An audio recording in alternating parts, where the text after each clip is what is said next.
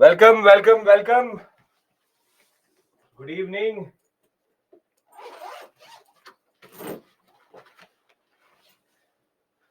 Good evening, good evening.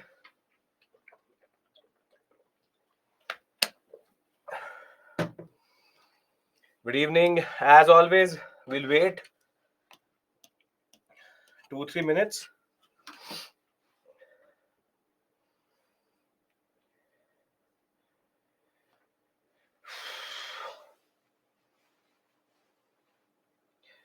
Good evening, good evening, good evening.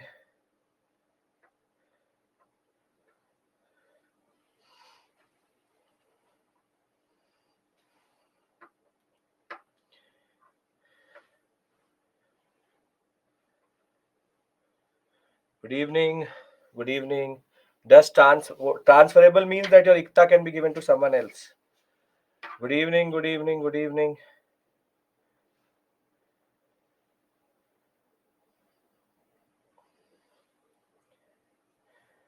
Good evening, good evening.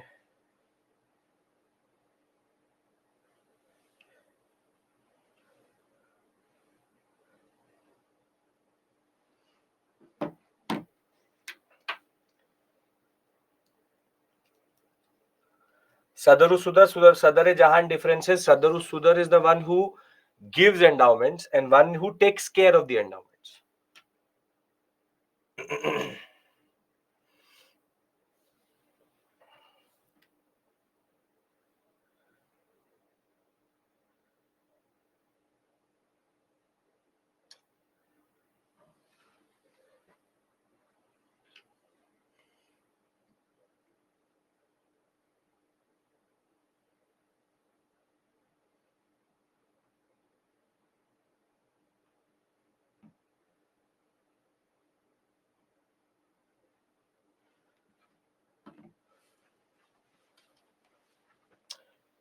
We'll wait 1 more minute and then we'll start. Art and culture, most probably Vasanti next week. Next week, Monday, Tuesday.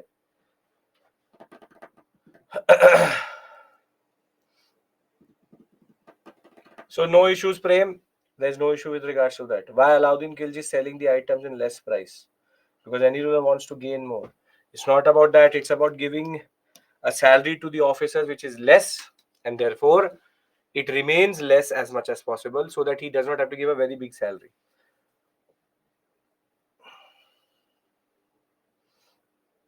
Aditya, you can watch the recorded video. That is the only way we go forward like that. Okay, good evening, good evening, good evening, good evening, good evening. See, a lot of you come fashionably late. So if I made it live, I will be there. Don't worry about that. What is the work of armies? Which period you're talking about, Abhishek? There are different contexts in that regard, different areas. Amir means a different thing in Mughal India. Amir means a different thing in Sultanate period. He would be just a very wealthy person, be it a noble or general. Is art and culture difficult? No, it isn't. I will tell you Saturday and Sunday lecture timing. Don't worry about that. It's only Wednesday. I'll tell you that tomorrow. Don't worry. If you can't attend it, you can watch the video. I am considering splitting the two classes into Saturday, Sunday also, rather than having 6 hours in a day. We can do one thing, which is having Saturday and Sunday half and half, meaning making up for Tuesday and Wednesday, or rather Thursday and Friday in that way. I'm figuring that out with the way we should go forward.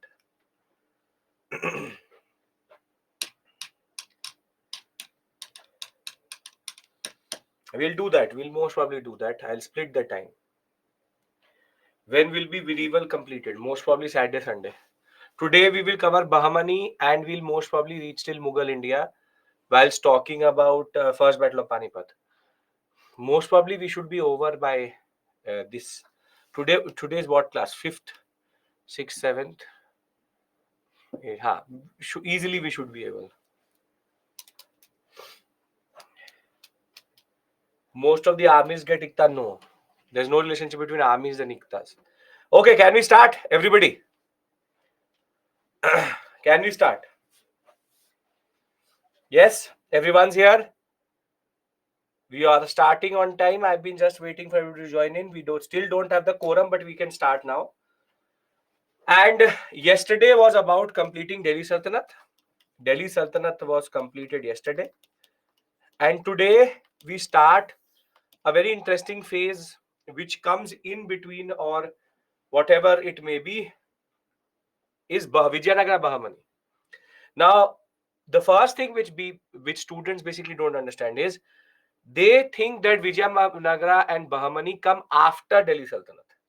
Rather, Delhi Sultanate exists between 1206 to 1414. On the other hand, 1336 itself, Vijayanagara is going to emerge, and 1347 Bahamani will emerge. So basically, it is in this Muhammad bin Tughlaq period and thereafter that these two dynasties emerge. And their location that was is also quite interesting. There is one chapter in Satish Chandra and one chapter in the 12th class NCERT. And the way they emerge is they are sandwiched between the peninsular sector itself. The peninsular sector itself. The first one is Vijayanagara, and then thereafter it is Bahamani.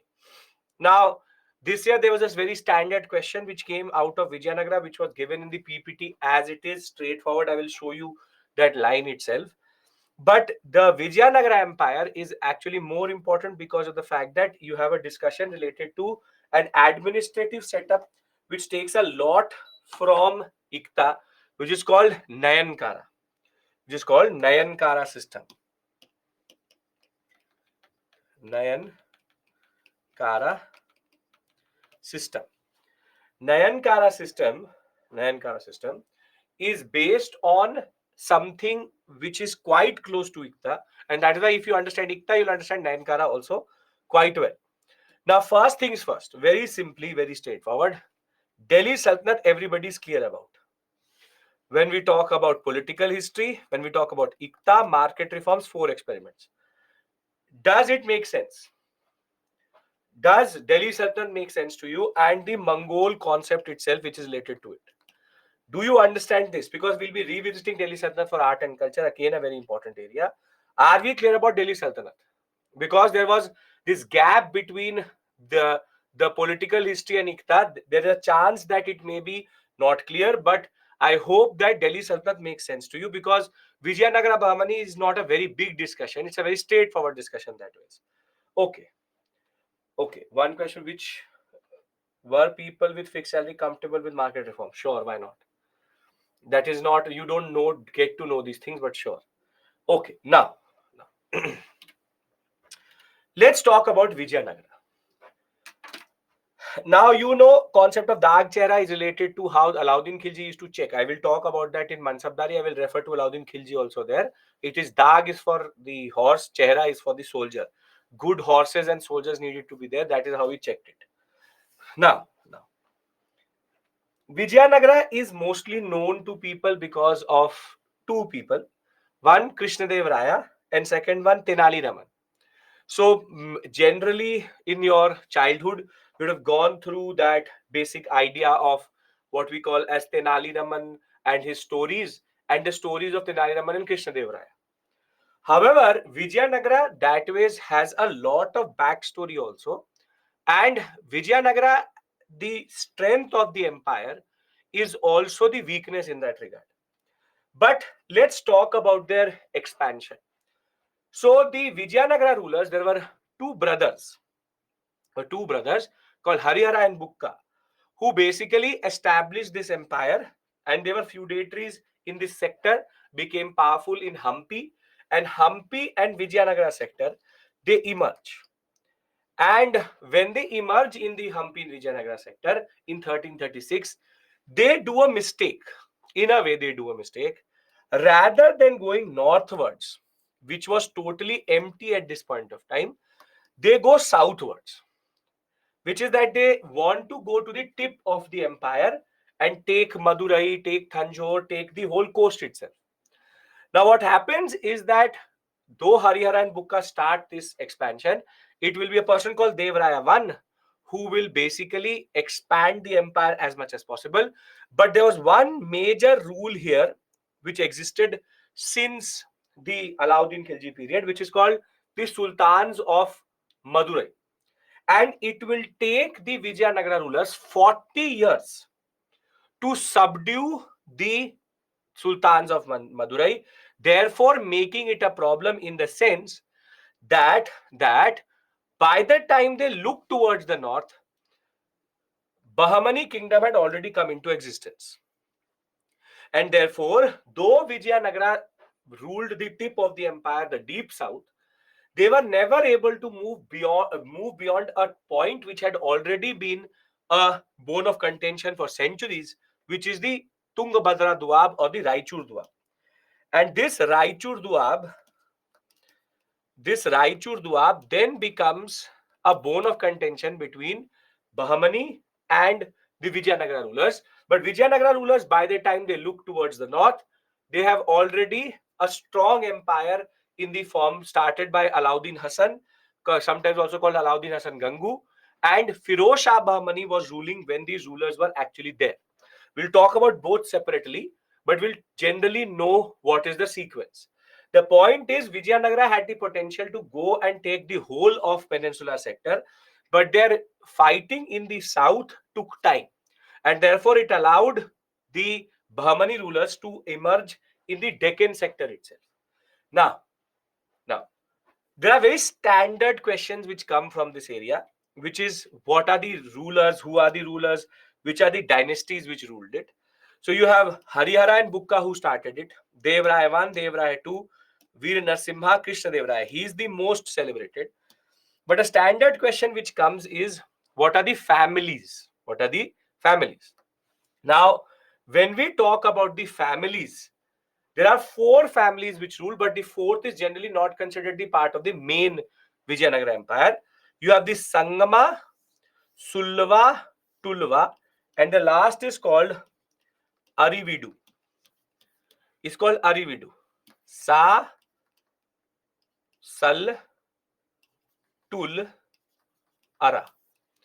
If you can remember this is a very standard question which came in the examination. We arrange them in order, which they are. Sangama, Sulva, Tulva, Arividu are 4 basic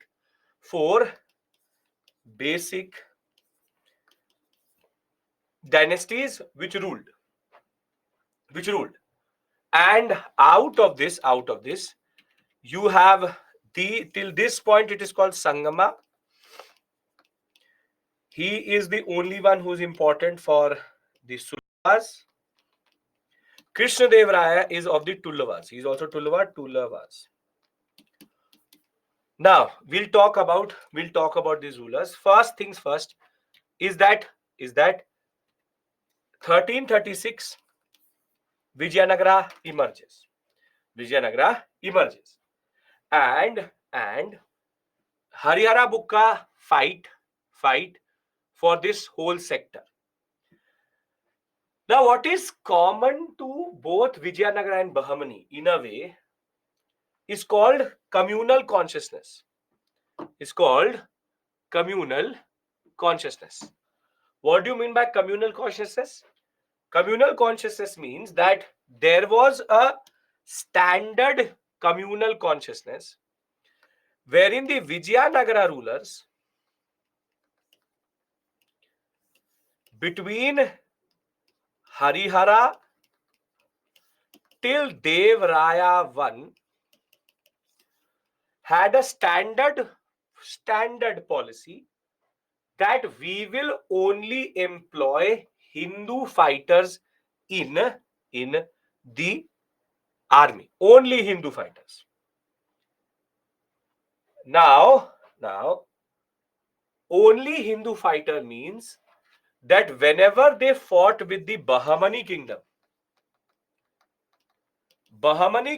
is Muslim, Vijayanagara is Hindu, and Bahmanis used to mostly employ the armies which were raised by Muhammad bin Tughlaq and then disbanded. So Bahmanis always had a very strong army because they had mounted archers, they had the Muslim cavalrymen, And one thing is very, very clear, that when it came to horses and when it came to mounted archers, they were always better when under a Muslim ruler, or Muslim archers were better equipped and better skilled in managing it. So Bahmani had a very experienced army, learnt in, or what we call as skilled in, most of the West Asian techniques. Vijayanagara rulers had this understanding that we will not ever employ Muslim archers, Muslim mounted archers. We will never do that. Now, this is a very dangerous policy, because this means that you are not building your army on merit, but rather you're making it on the concept of secondary identity. That he is a Hindu, I will keep him in the army. He's a Muslim, I will not keep in the army. And that is why Dev Raya I was humiliated by Firoz Shah Bahmani in a battle which was fought between them. He had to give a very big war indemnity and was in a very humiliating way defeated. And that is why Dev Raya II realized that the strength of the Vijayanagara, of the Bahmani rulers, was their mounted archers and cavalrymen. And he is the one who broke this tradition of just thinking in the ideas of having what we call as Hindu and Muslim. And he started to employ Muslim cavalrymen, started to employ Muslim archers. And when he started to employ Muslim cavalry and archers, he asked his Hindu soldiers to learn from them. And it is not a coincidence that after Dev Raya II introduced the Muslim archers and Muslim, what we call as mounted archers and cavalrymen, Vijayanagara rule became the strongest under Krishnadevaraya, and thereafter, for close to 3 to 4 decades, nobody could defeat the Vijayanagara rulers. What I'm trying to argue to you is that it's a very minor point, but a very major consequence. As an administrator, you will also have an opportunity to employ people.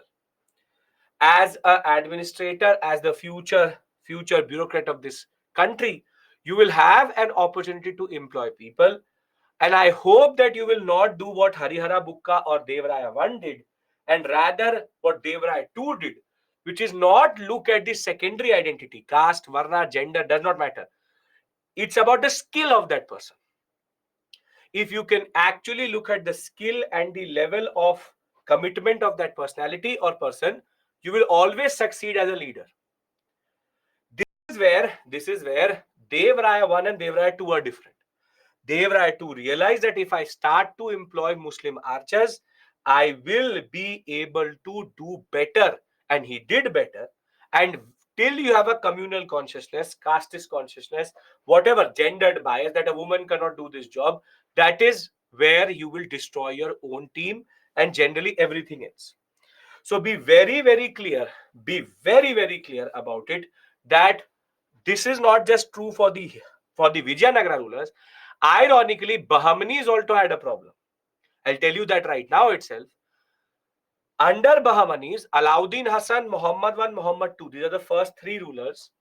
They had a communal consciousness, but we will only employ Muslims in the administration. But the Bahmanis had a major issue with their revenue administration. They were never able to figure out how much money was coming, how much money was going.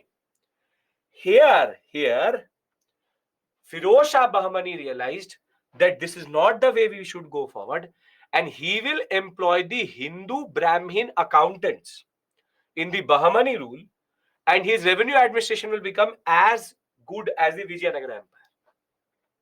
What I'm trying to argue to you is, sometimes you have to go beyond this communal consciousness which the British taught us, and both the empires, when they do that, they become extremely powerful.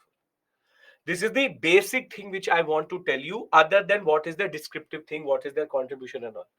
Because this is one thing which UPSC can play with, which is who changed the outlook of the empire. It was Firoz Shah Bahmani for Bahmanis, and it was Vijayanagara, it was Dev Raya II. Are we clear?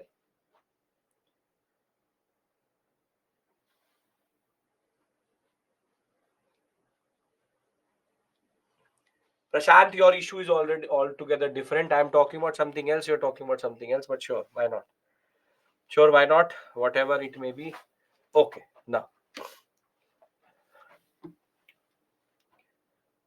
now, let's talk about Vijayanagara. When we talk about Vijayanagara, the Vijayanagara Empire is established in 1336 by Vijayanagara rulers Harihara and Bukka. These two brothers were feudatories previously. And the time in which they rise, they will first fight with the smaller feudatories in this sector. In the Deccan sector, the Gajapati rulers, these smaller rulers of this area. But their main rival is going to be the Sultans of Madurai, which will take them 4 decades to fight and take it. Now, we'll talk about Firoz Shah Bahmani when we will reach Bahmani. I've given you a basic idea, that's it. Now, the fact is Vijayanagara rule, I don't know, Chandrasekhar, what you mean by that line. We have to rephrase it again. Vijayanagara rule was prosperous, or the main income of the Vijayanagara Empire was based on horse trade. And I think you already know a reference to the Vijayanagara rulers in the context of modern India. Can anybody tell me what is the reference in modern India to Vijayanagara? Comes in the advent of Europeans itself. What is the reference in modern India?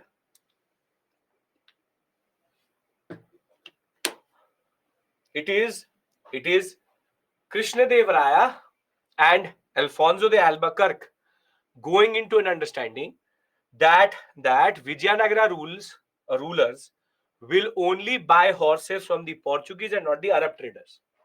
Rings a bell? Firar Lewis, a person called Firar Lewis, used to sit in the court of Krishna Dev Raya so as to mitigate this trade. This is the context in which this is there. And Vijayanagara rulers were very good in supplying horses throughout the empire in that regard. And that was because of Arab traders, but also they had a local merchant community called the Kudurai Shettis, or the horse merchants, who used to actually go around the empire and to even North India to sell these horses. Now, they were very good in horse trade, spices. Generally, the luxury trade was controlled by Vijayanagara. So, Vijayanagara was a very prosperous sector if managed well. Now, I already told you that Vijayanagara was caught up in this 40-year battle, and that is why only by 1377 they were able to rule from Hampi to Rameshwaram itself. But in this period, the multiple empires or multiple dynasties ruled this area. After 1569 onwards till 1680, it will survive, but that is considered a very limping or the last reminiscence of Vijayanagara Empire being there. After Tulva 1569, as it is, there will be nothing. It is called the Battle of Talakota, after which more or less, which I will discuss when I discuss the Deccani Sultanates. After that, more or less, Vijayanagara rule will not survive properly. Now, Harihara Bukka, we know that few feudatories of the Kakatiyas of Warangal, which we've already referred to in the post-Maurya, in the post-Gupta period. They were the sons of Sangama, that is why it's called Sangama rule. And here you need to know two basic things. Devaraya I was the one who was defeated very badly by Firoz Shah Bahmani, and 10 lakh huns. Huns is the currency of the Bahmani rule, and close to 500 to 600 elephants and pearls were taken by the Vijayanagara rulers. He was the one who basically constructed a dam on the Tungabhadra and brought in a lot of canals and irrigated neighboring territories. And these canals increased the revenue and build multiple irrigation works. In the examination, a question came: who is the one who built multiple aqueducts? Aqueducts means pipes in the Tungabhadra sector to irrigate the Vijayanagara Empire? And the answer was Devraya I, and it was directly referred to this basic line itself. However, according to a traveler called Farishta, he saw this happening in front of him. The Devraya too felt that the superiority of the Bahmani rulers was because of their sturdier horses and the mounted archers. And he is the one who employs 2,000 Muslim cavalrymen to teach his Hindu soldiers how to do archery and learn from them, thereby making Vijayanagara the strongest empire thereafter. Now, this is a very important map which is given in the NCERT. What is it? What is it? It has all the major cities of this period, and it will help you in modern India also. Mauslipatnam, Kanchipuram, Gingi, Chidambaram, Ramanathapuram, Thanjavur, Madurai, Quilon, Kochi, Calicut, Cannanore, Goa, Vijayanagara Hampi sector. All these you would have referred to or would know in the context Chandragiri Farman, through which the British get the whole Madras sector. This is the point where you need to remember these basic cities. This will help you in solving questions which are based on historical geography and are generally important for your preparation. I hope that you will go through this map from time to time, will generally help you in modern India also. Because I'm trying to create a link with modern India as much as possible, because this is where modern India and medieval India intersect. Though when I teach modern India, I tell you this connection, but I'm actively trying to connect. I'm actively trying to connect. So these locations don't need to be learnt, but you will encounter them in different contexts. So Cannanore, Calicut, Kochi, three first thing we will read in modern India is this only. That he reaches as Calicut, Zamorian, then Cannanore, then Kochi, standard things. So I hope that the students who've already done modern India can create a certain connection and are understanding that connection. Now, now come the Sulavas. Now come the Sulavas. When we talk about the Sulavas, what is the pink color on the map? That is just to show the western and the eastern Ghats. Now, one second. Sorry, I will do this from time to time. I'm not well, but sure. So, Sulvas, you have Sulva Narsimha, after which this whole empire is named after. And then you have Thirumal Narsimha. But most important for us is this person, Imadi Narsimha. Imadi Narsimha, Vasco da Gama landed in Calicut and he was met by Zamorians.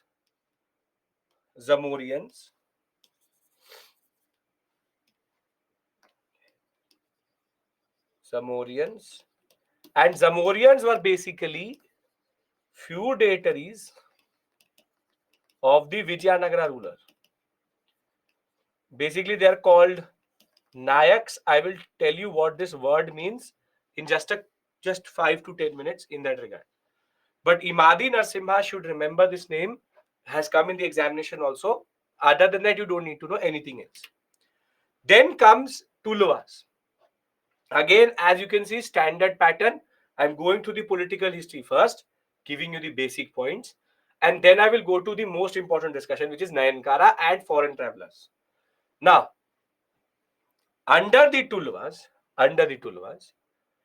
this Narsa Nayaka, I will tell you what it means. For this, you need to understand the Nayankara system, which you have to wait for under 15-20 minutes. Now, when we talk about Tullavas, the most celebrated, the most known is Krishnadevaraya. And Krishnadevaraya was, everyone is saying, I don't know, Rahul, what you mean by that. Krishnadevaraya, in this period of 20 years, became the most successful Tullava ruler. And more than that, the fact of the matter is he will expand very quickly, and more than that, he will be able to do certain changes in the empire which will make Vijayanagara very prosperous. First things first is that he will keep on expanding. He will take the Orissa sector, he will take the Bijapur sector, he will be able to even have the best prepared, best equipped army in that regard, and in that sense, unparalleled peace and prosperity. He will be the one who will take the will be land tax will be modified to make it based on fertility. The rulers referred to in this PPT are important, yes. Other than that, there are close to 50, 60 rulers. He will also be the one who will have tax. He will start taxing the manufacturing and the artisans and the artisans.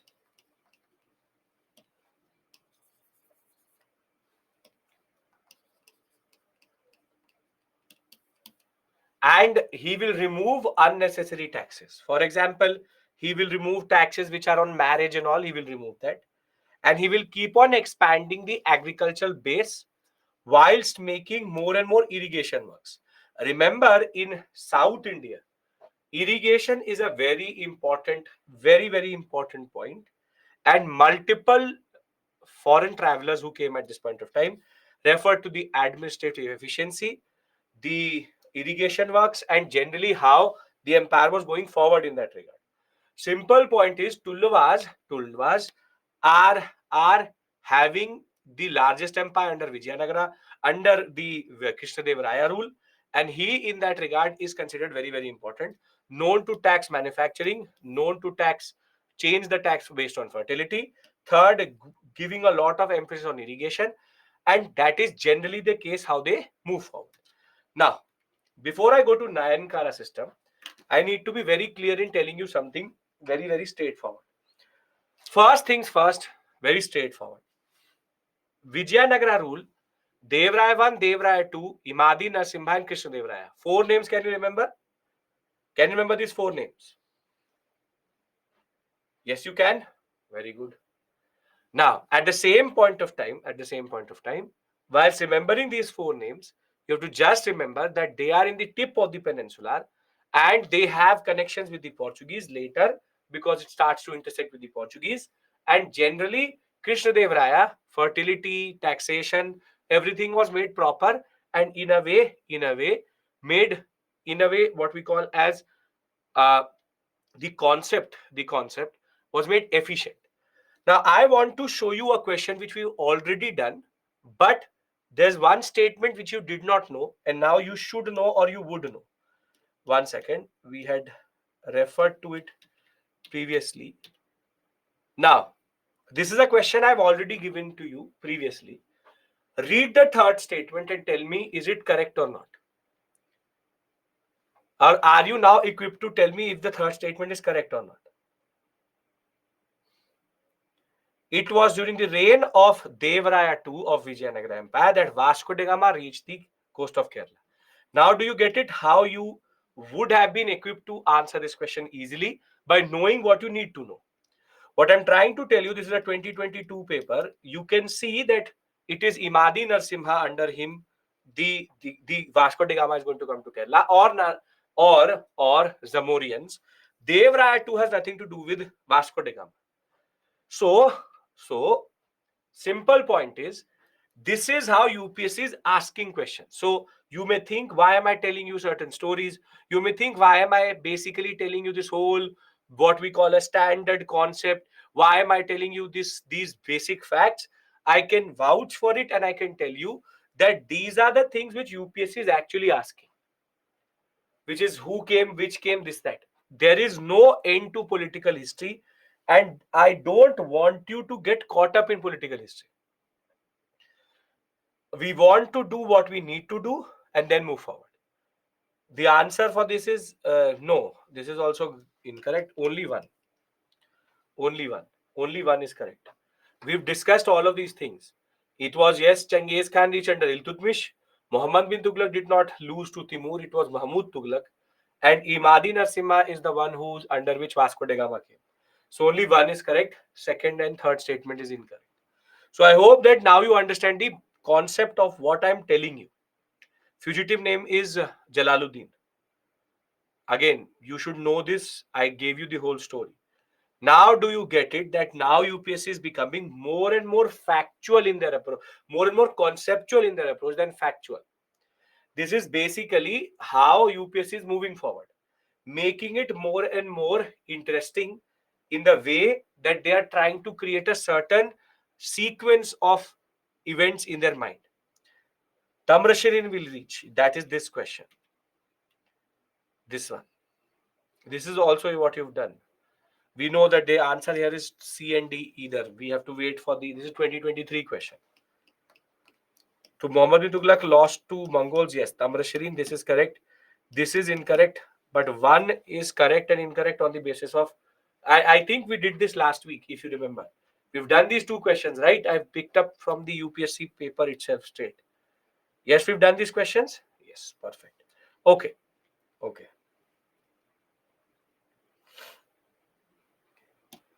Political history of Vijayanagara rulers. Any issue?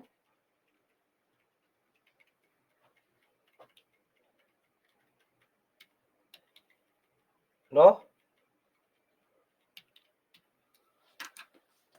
I've already summarized. Four rulers, one known for fighting Firoz Shah Bahmani, losing everything, one changing the outlook of the or he's the same one who had the what we call as aqueducts or the irrigation works pushed into Tungbhadra first time. Second was Devraya II brings in Muslim cavalrymen.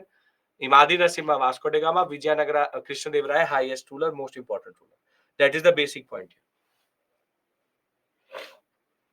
Muhammad Tughlaq and Muhammad bin Tughlaq, same person, same person, same person.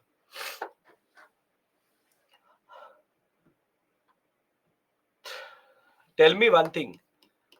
Taimur is written like this, Karaku. Ter Bahadur is written like this. Are they same?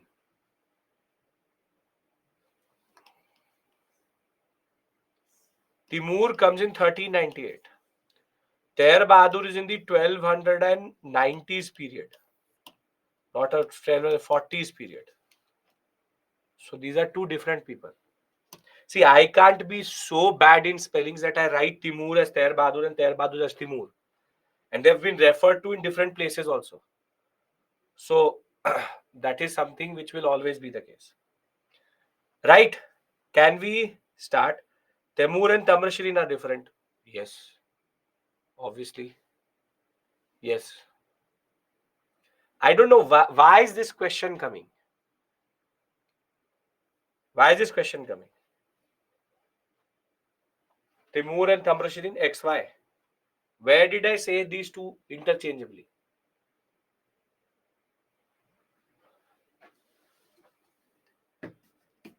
No. Okay.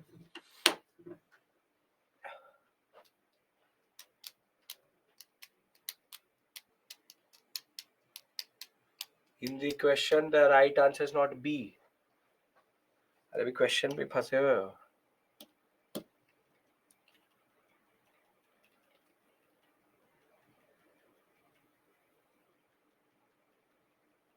What is the question?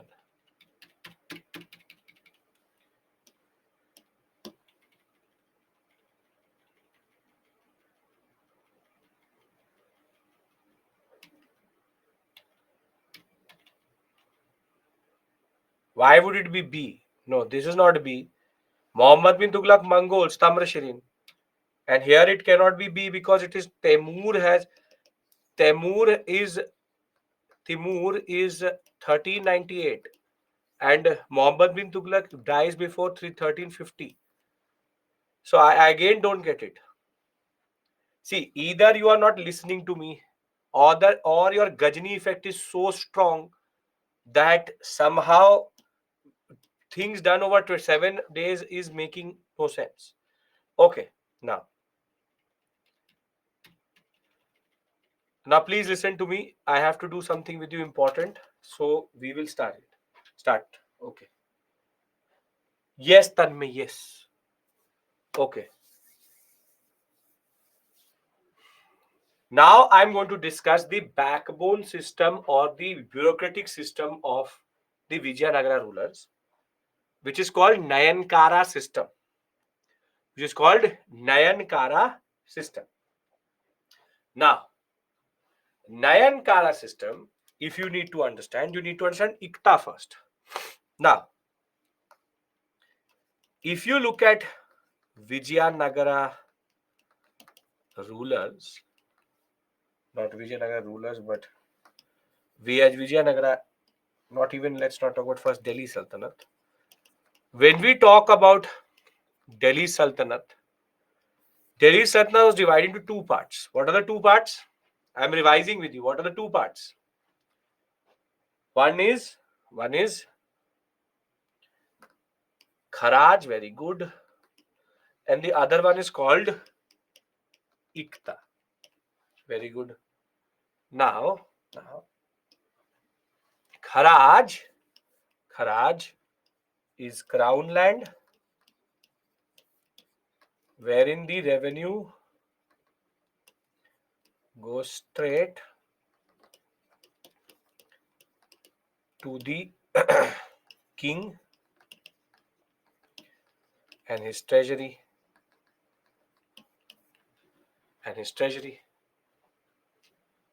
Wherein this is the most fertile land,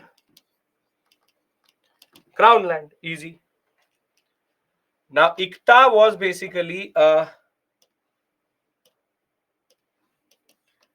revenue assignment given to officers or land grants in lieu of salary and the revenue was equal to salary, and with it came multiple duties: general administration, revenue administration, and also the concept of small military force, along with law and order. There were multiple obligations, excess revenue,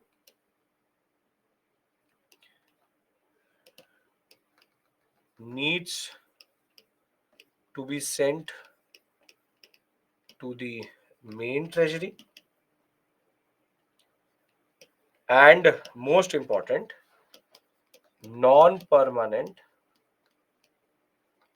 non-hereditary, and transferable. And this excess revenue, every season the Sultan gets excess revenue from Iktas. Is this Iqtidari system? Does anybody have any issue in this? You shouldn't. We did it yesterday itself. Is this clear to everybody? Yes or no? Everybody should be clear about this. Yes. Okay. Now, if you understand this, then let me talk about Nayankara system.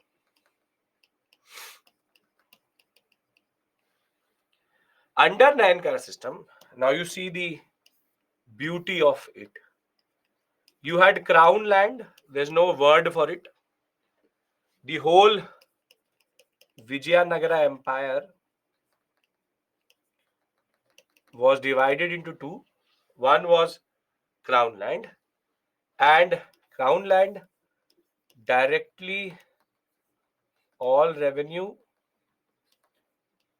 goes to the Raya. Raya means king, and best land was kept under it. Now the rest of the empire was divided into what are called amaras. Amaras is nothing but land for allocation. It's basically exactly the same as Ikta. Here it's called Amar. That's why it's sometimes also called Amar Nayaka system. It is called Amar Nayaka system. Now Amaras was allocated to Nayaks. Allocated to Nayaks, which is a military chief, and once the Nayak is allocated Amra land, he has the following duties: general administration, revenue administration, and military small military contingent. But ये तो देखा देखा लग रहा है. This seems to be something which we've already done. Is this different from Ikta in any way or form? No. This and this till this point is exactly the same, only the name has changed. Till this point, it is exactly the same. General revenue, military contingent, and the Amra land is basically the salary of the Nayak. Now, till this point, it seems similar. But the Vijayanagara rulers did 3 blunders. Basically, whatever was good in the Ikta system, they didn't take it. No seasonal transfer of excess revenue. Rather, Nayak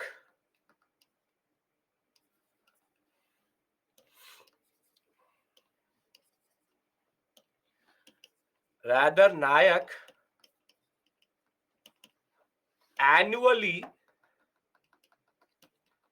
sends a tribute to the king to show loyalty. So basically, whatever you want to give, you give.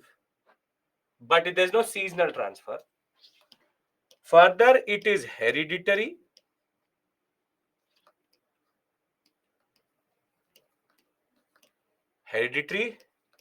It is permanent, and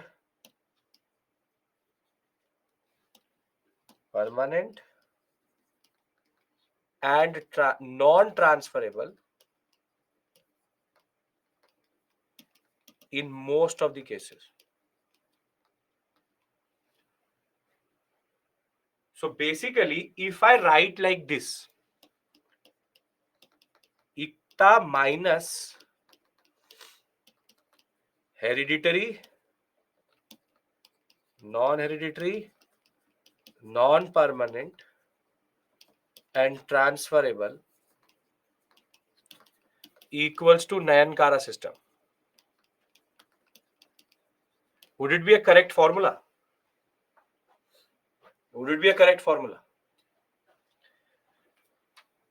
Basically, yes, excess revenue transfer.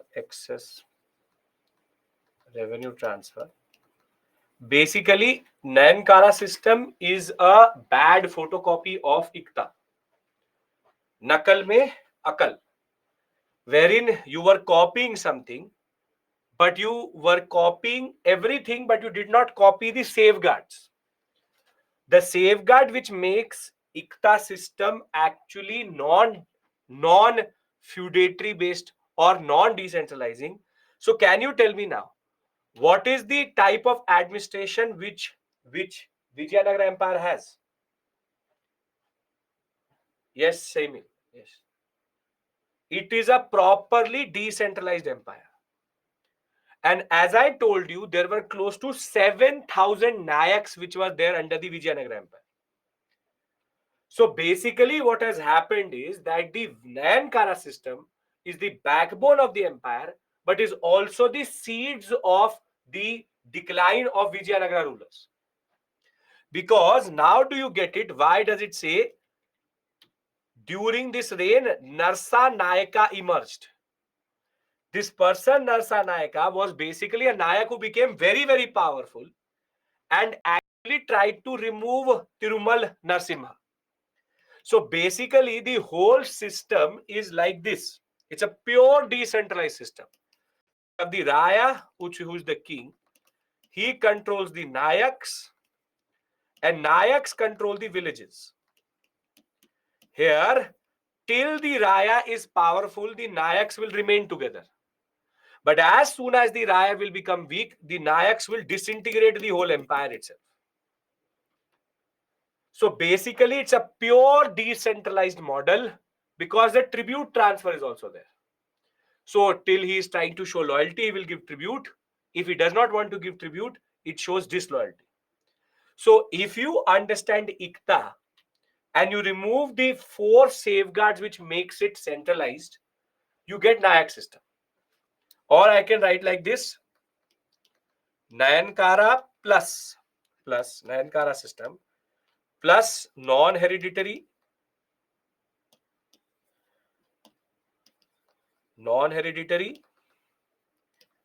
non-permanent,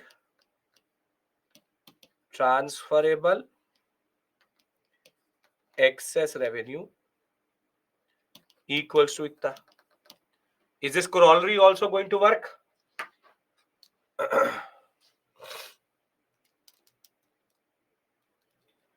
Same done. Yes, Sulakshana, that is the point. Firoz Shah Babani and Firoz Shah Tughlaq had no other option. Vijayanagara rulers, in a way, actually did not understand the strength of the ICTA system. That is the problem. How can it be hereditary and transferable both at the same time? Where is it says? Non-hereditary. It says non-transferable permanent hereditary. So basically, now if you understand ICTA, you will automatically understand Nayankara very easily. It's not a very difficult thing. So if this makes sense, I would like to read it out to you. Sometimes transferable to punish the Nayak. To punish the Nayak, sometimes it is transferable. They can punish the Nayak by removing him from that Amra. Okay, let's read it out. The Nayankara system was the most important characteristic of the Vijayanagara political organization. Among those who exercised power in the empire were military chiefs, usually having their forts and even armed supporters. These chiefs moved from place to place, even with peasants coming along with them. These chiefs were known as Nayaks in different areas, but spoke Telugu or Kannada. Any Nayaka or any Nayak submitted to the authority of the Vijayanagara ruler, but often rebelled and have to be subdued. The Amar Nayaka system is a major political innovation of the Vijayanagara Empire, but is most likely picking up many of the features as under ICTA. So it's not an innovation; it's just a copy. Thereafter, the Amar Nayakas or Nayaks were military commanders who were given territory to govern by the Nayaks. They collected tax and dues from the peasants, craftsmen, and traders. They retained the revenue for personal use and for maintaining stipulated horses and elephants, exactly the same as ICTA. These contingents provided Vijayanagara rulers with effective fighting force when they were fighting in the southern peninsular sector. Some of the revenue was used to maintain temples and irrigation works also. However, they used to send tribute to the kings annually and used to appear in his court with gifts. Kings occasionally asserted their control over them by transferring them from one place to the other. However, during the course of the 17th century, due to its hereditary nature, many of the Nayaks established their independent kingdoms because they were feudatories, and this will lead to the collapse of the empire itself. Nayaks have small army as Iktas, yes, exactly as same. And this is basically Nayankara system for you. If this is clear, I'll give you a 5-minute breather. Then we can talk about Ayagar system, and then we can end Vijayanagara Empire. Is this clear? I leave you here. I want you to absorb it. Clear? Great. So we come back at 6:10 and we take the story forward. And Angar, then I'll give you the proper break by 6:45. Okay. See you in the next 5 to 10 minutes.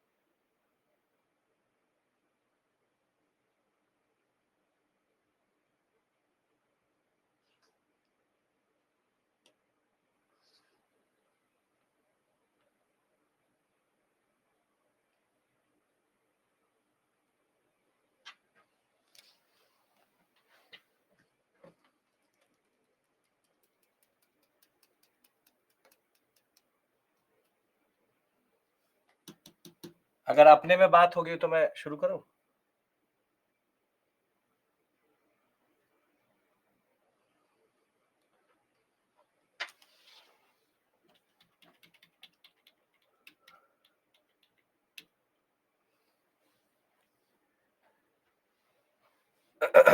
Okay. Prashant, you don't dictate that, I do that, so don't tell me what to do. First things first.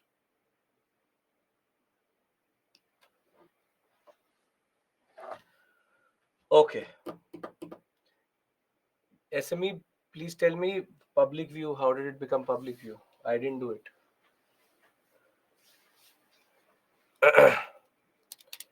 Okay.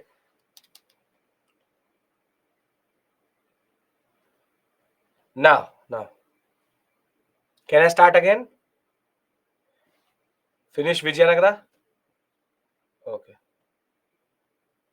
2024, it will happen in May, June. We have to, once the election dates will come, then the date of the examination will also come. Most probably it will be either, it will be before or after or in between. Standard thing in between, but let's see. Okay.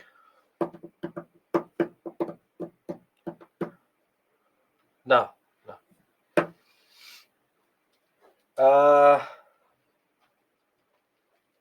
we've discussed Vijayanagara political history, discussed Nayankara system, and we've ascertained that it is based on decentralized polity and decentralized administration. And in a similar way, or in a very simple fashion, Nayankara is both the strength and weakness of the empire. The power of the Raya matters because if the king is not powerful enough, the Nayakas will break through. Now, the next concept is that how decentralized Raya can transfer Nayak and have control over them. Again, in very rare cases, the Nayaks were transferred. Very rare cases. Very, very rare cases. We have in documented history 2 to 3. So it is permanently given only if, and the Nayak would only comply if the Raya is powerful enough. If the Raya is not powerful enough, the Nayak will not comply also. How did the king allow the Nayaks to be so powerful than him? That is not how power works. The Nayaks are more or less perpetually there. The Rayas keep on changing. When the king is strong, he's strong. When the king is weak, the Nayaks use it to, in a way, retake power away. What you're doing is you're basically now asking me to tell you what is feudatory mentality, what is feudatory politics, what is feudatory power distribution, what is decentralized and centralized. And I am not going to do that, because if within week you can forget these things, then really have to work on revising. Because have I not taught you how decentralized polity works? For the past 6 classes, medieval India is all about decentralized polity only. So I hope that you will retain this much.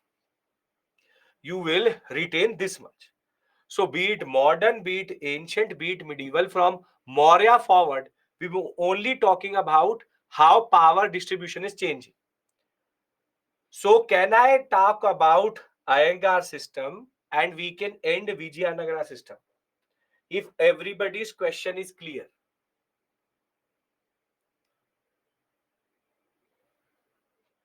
The decentralized feudatory politics existed during Gupta period. Gupta period, yes. Post Maurya, it is there. Okay. Now the king or the Rai controls the Nayak. But the Nayaks don't directly control the village. They used to work through three functionaries which used to take care at the village level. One is called the accountant, one is the headman, and the other one is the watchman.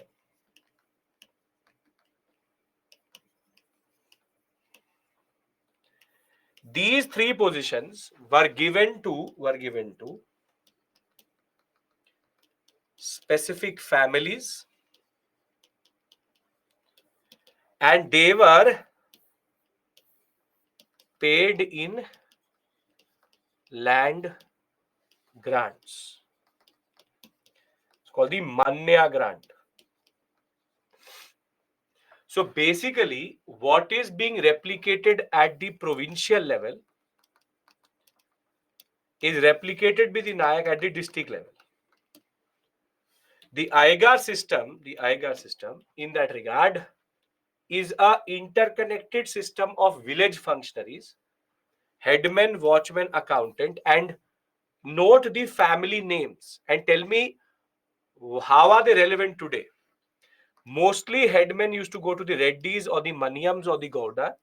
Accountant used to go to the Karnam or the Senubhava, and to the Taliyari, watchmen used to go. Meaning these families only used to control everything. They were given tax-free land grants, which were basically in lieu of their salary, and in very rare cases they were given in cash. If you look at the names of the families, you will realize that today in South Indian politics and South Indian culture and South Indian society, these surnames and communities are very wealthy. Reddys, Maniams, Karnam, Senobhava, Google them and you will automatically realize the whole politics of Andhra Pradesh is based on Reddy politics. So the point is this is based on their overall experience of the IGAR system, and very simply IGAR system is the Nayankara system at the village level. So whilst you have for example the Vijayanagara Empire having Nayankara, for the provincial level under it you have the IGAR system in which the Nayak also acts like a Raya. That's the only point. Reddy, same thing. The simple point is King Nayak does not directly control the village. He controls it through the three people he appoints and gives the way King gives him the land tax-free land grant. He is also giving tax-free land grant to the people. And that historically makes them what? That makes them powerful or weak? It makes them powerful or weak? It makes them extremely powerful. So over centuries, these families would become extremely powerful because one after the other, generation after generation, they are getting tax-free land grants in lieu of salary, and therefore they become landed community, powerful class. Now, IGAR system is not the part of the Nayak system; it's a subsidiary. It's a subsidiary. Simple point is Nayak system or Nayankara system. One second. Nayak system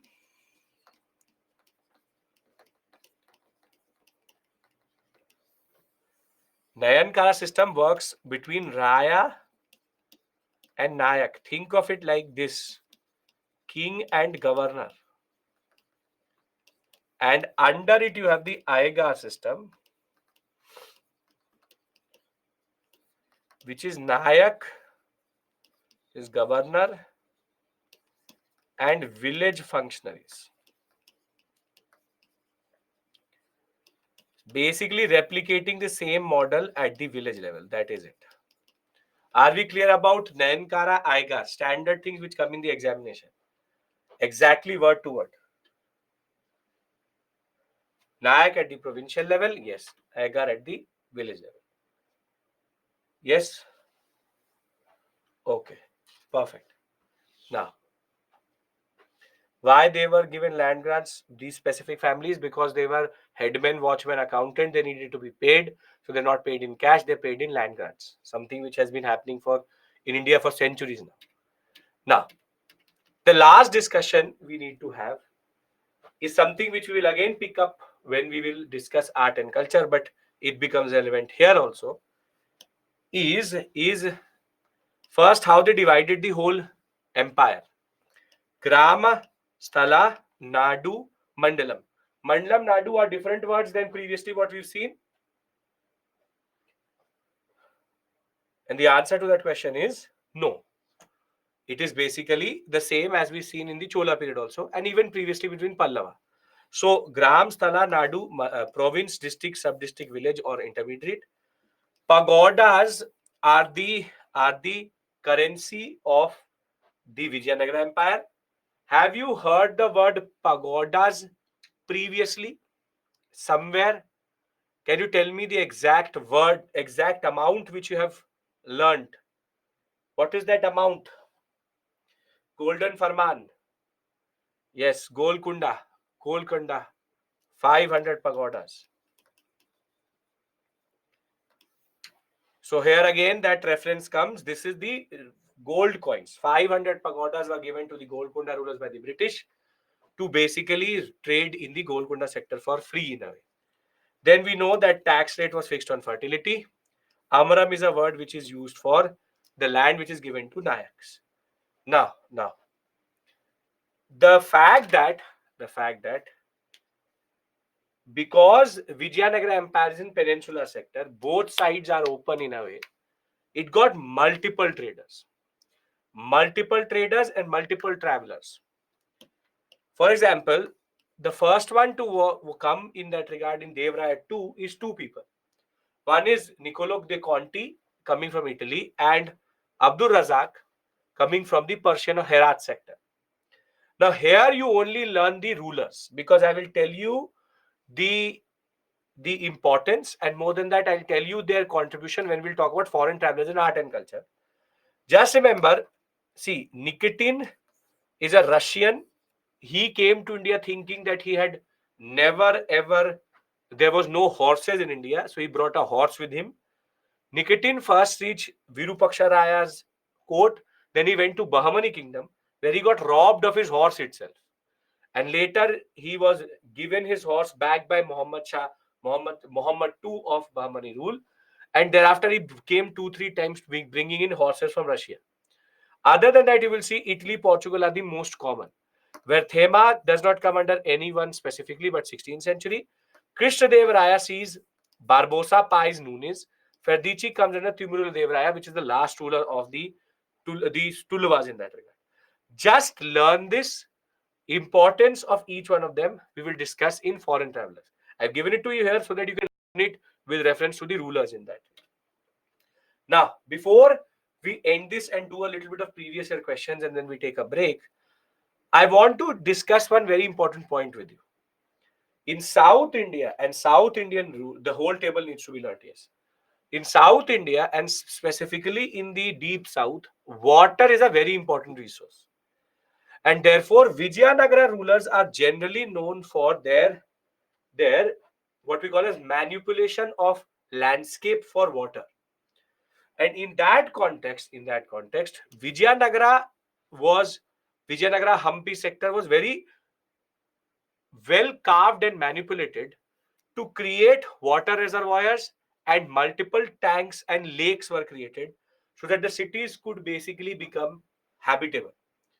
Now we have a very interesting passage from Pius, who had come to India, and he was fascinated by how the Vijayanagara rulers were making multiple tanks. And what this tells us is the level of effort which used to go in creating water tanks and what the state used to do actively. Now I'll read it out to you. You see how he is fascinated, but it gives us an interesting insight into how these things were done. First is that the king made a tank at the mouth of two hills so that the water from either coming from other side collects there.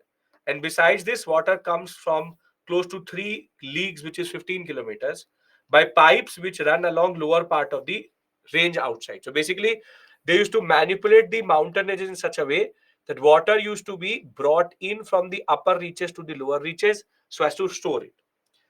This water is brought from a lake, which itself overflows into a little river. The tank has three strong pillars handsomely carved. These are connected with pipes, and irrigation of gardens and rice fields will happen. Basically, paddy cultivation. In order to make this tank, the king broke down a hill, and in the tank, I saw so many people at work that it seemed that there were 20 to 15,000 men working like ants. And this is a very interesting thing. This tells you the level of effort which goes into tanks, and this is why this whole peninsular sector has multiple lakes which are created artificially. This only tells you one thing, that when it comes to environmental consciousness, when it comes to water, rulers here generally had a very important role in making sure that the empire was very, very well placed when it comes to water resources. Because there's no perennial rivers linked to glaciers, the reason being the volume of the water increases and decreases, water management is very, very important. Now, with this, we finish Vijayanagara Empire. I've discussed four things with you. I've discussed first political history, second Devraya II's contribution, third Krishna Devraya, and I've discussed Nayankara Iyer. Five things. If these are clear, I would like to do certain previous year questions with you, and then we can take a break. And then when we come back, we discuss Bahmani and move towards Sayyads and Lodhis.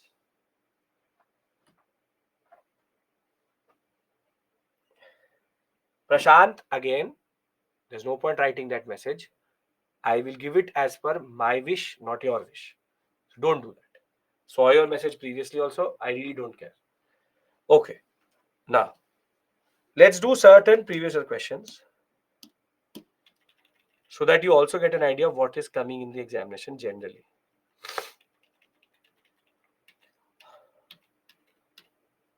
You do this question. This is very easy, but because it's 2022 question. Which one of the following ancient towns is well known for elaborate system of water harvesting management by a series of dams channelizing water into connected reservoirs? Very easy question. It's a current affairs question.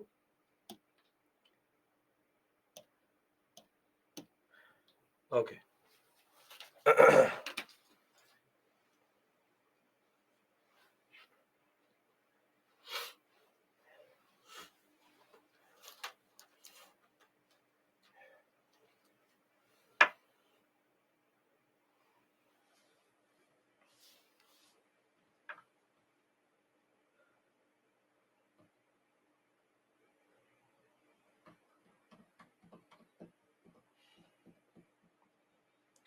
If you are getting this is also incorrect, then there's a problem. 23%, 13%, I don't know what you are doing. This is a question related to UNESCO World Heritage. UNESCO World Heritage tag was given in 2022 to Dholavira for water harvesting and water management. And UNESCO recognizes the first Harappan site to get recognized. Second, more than that, Kalibangan is known for fire altar, Rakhi Gadi and Ropar are known for agriculture. But either way, this is a very easy question. So I don't know why you are getting this incorrect. So either you have to learn all our IVC sites. So it's not that they're asking something outside. You have to revise your ancient India if you're not getting these questions correct. Very easy, straightforward question. This we've done, this we've done. This is very interesting. Consider the following events in the history of India. Rise of the Pratiharas under Bhoja. Establishment of Pallava rule under Mahendravarman I. Establishment of Chola power by Parantaka I. Pala dynasty founded by Gopala. You have to tell me which is the right sequence. In this, it seems to be difficult, but it is quite an easy question. Very easy question. If you know basics here. If you know basics here. I'll give you 1 minute. Sort it out. Yeah.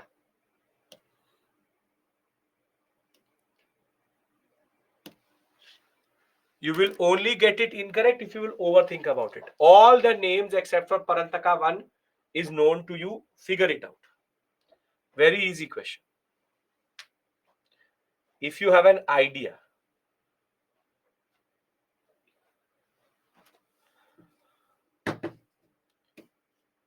only 1 minute, you take 1 more minute.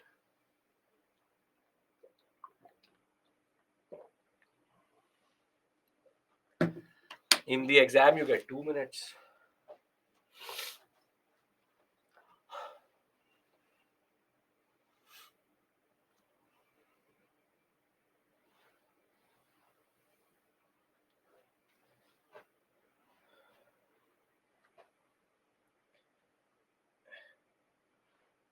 Anushika, I'll tell you the solution for that. Don't worry.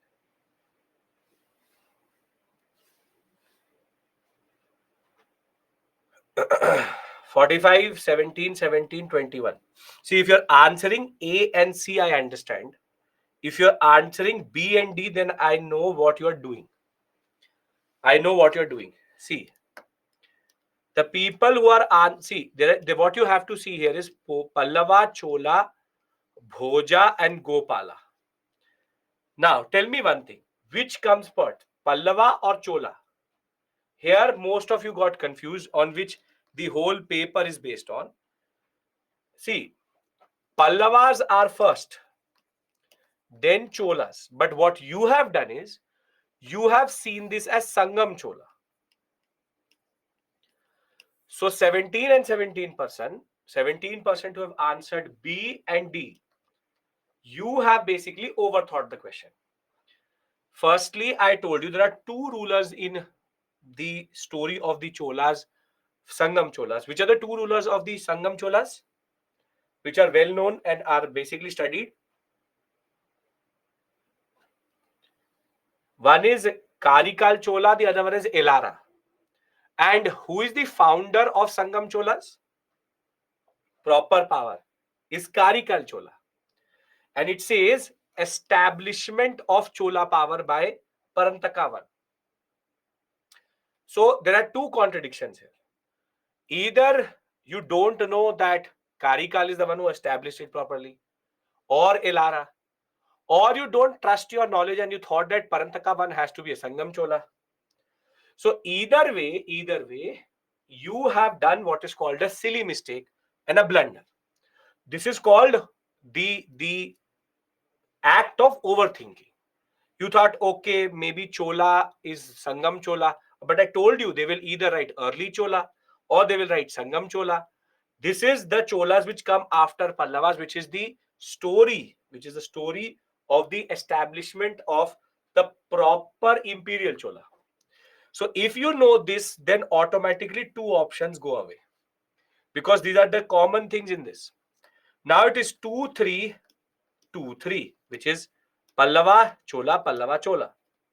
Now we need to decide if Gopala is first or Bhoja.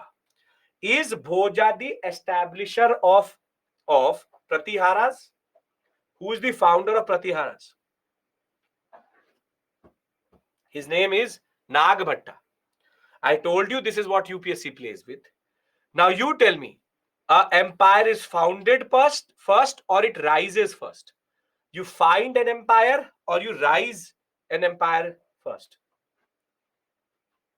You find an empire. So 4-1. Gopala has to be before Bhoja because Gopala is a contemporary of Nagbhatta. So first you find an empire, then you make it rise. This question is a very good example of whatever I've taught you in an applied form. This is 2022 question. It's not a very difficult question. If you know basics, you can come to the answer. You tell me, does this need something beyond what we've learned in the examination, for the examination in the class? Do you need some other type of knowledge coming out of some other context? It is all based on the PPT. It is all based on the discussions we've had. Only thing is either application or a certain type of understanding. That's it. Okay. Okay. Now, tell me, this is also an interesting question. 2022. I told you 2022 questions I'll do separately.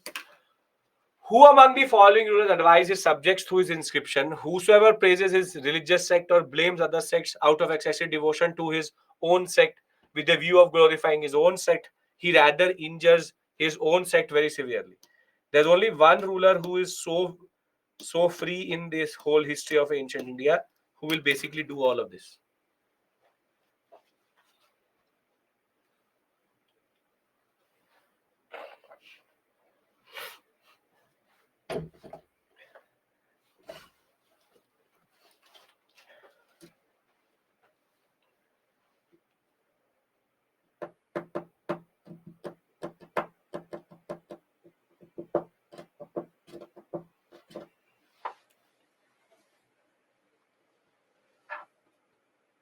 66% totally correct. Samudragupta does not care. Harshvardhan does not have that much power. Krishnadev Raya also does not have that much power. This is exactly out of Dhamma. Come on, be so obvious. Either you're answering it in haste or you've not done ancient India with me. Either these are the two options which are there. This is a straightforward Dhamma, sect, religious sect, tolerance, standard thing. Okay. This checks your answer. Please explain the question once, sir. This is an Ashokan edict inscription which tells his rulers. This is the translation out of that inscription. So it's asking you who said it out of these four. Ashoka is the only one who will talk about the Dhamma concept. Samudragupta talks about his conquest. Harshvardhan did not have so much power to write like this. And as it was not religious tolerance he's known for generally. Krishnadev Raya, again, South India makes no sense. He is also not known to be like this. This question does not need elimination. It only needs presence of mind. Okay. This is a question which checks your understanding of medieval India. With reference to Indian history, which one of the following is our essential elements of feudal system? A very strong centralized political authority and a weak provincial and local political authority, emergence of administrative structures based on control and possession of land, creation of lord-vassal relationship between feudal lord and his overlord. This again is a very easy question if you know basic ideas about the concept of how it works. Okay, come on.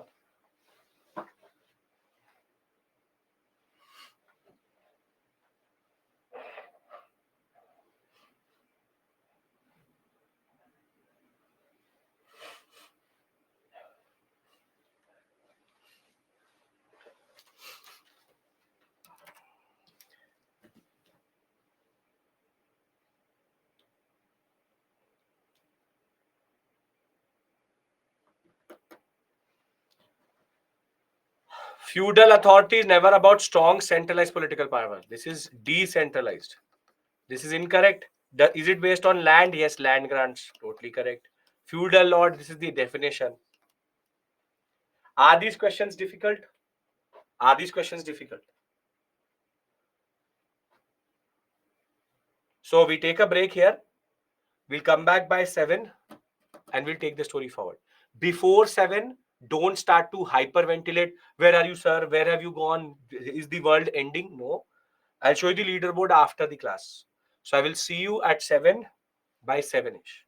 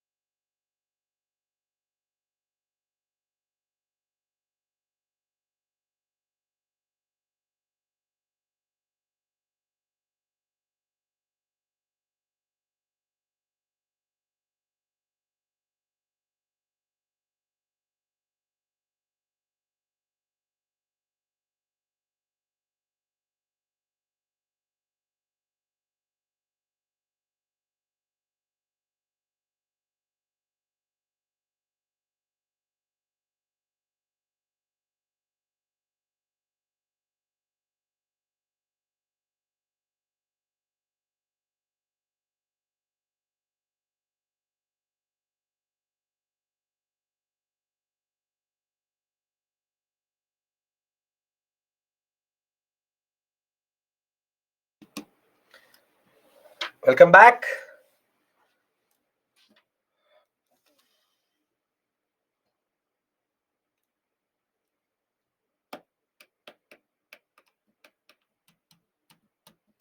Gopal, you email me about that. We'll get it sorted. Okay, okay. Now, you want to see leaderboard?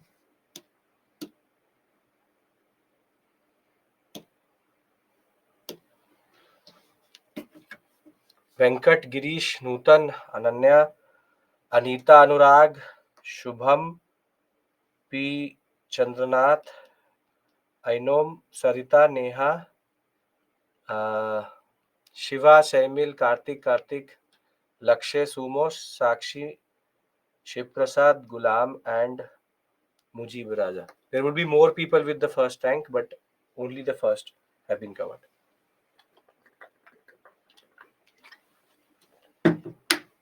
Okay.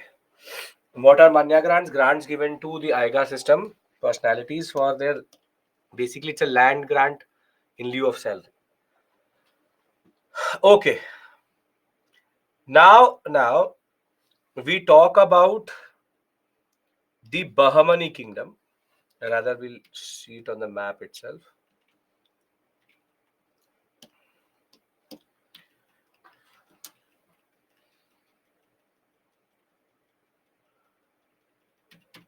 Yes. Now we talk about the northern neighbor of the Vijayanagara ruler. 1347, it will come into existence. Now, Bahmani rulers, it is believed that the founder of the Bahmani dynasty, Alauddin Hasan Gangu, used to actually sit in the Khanka of Nizamuddin Auliya while sitting with Muhammad bin Tughlaq. And he knew that Muhammad bin Tughlaq was that type of personality who would destabilize the empire.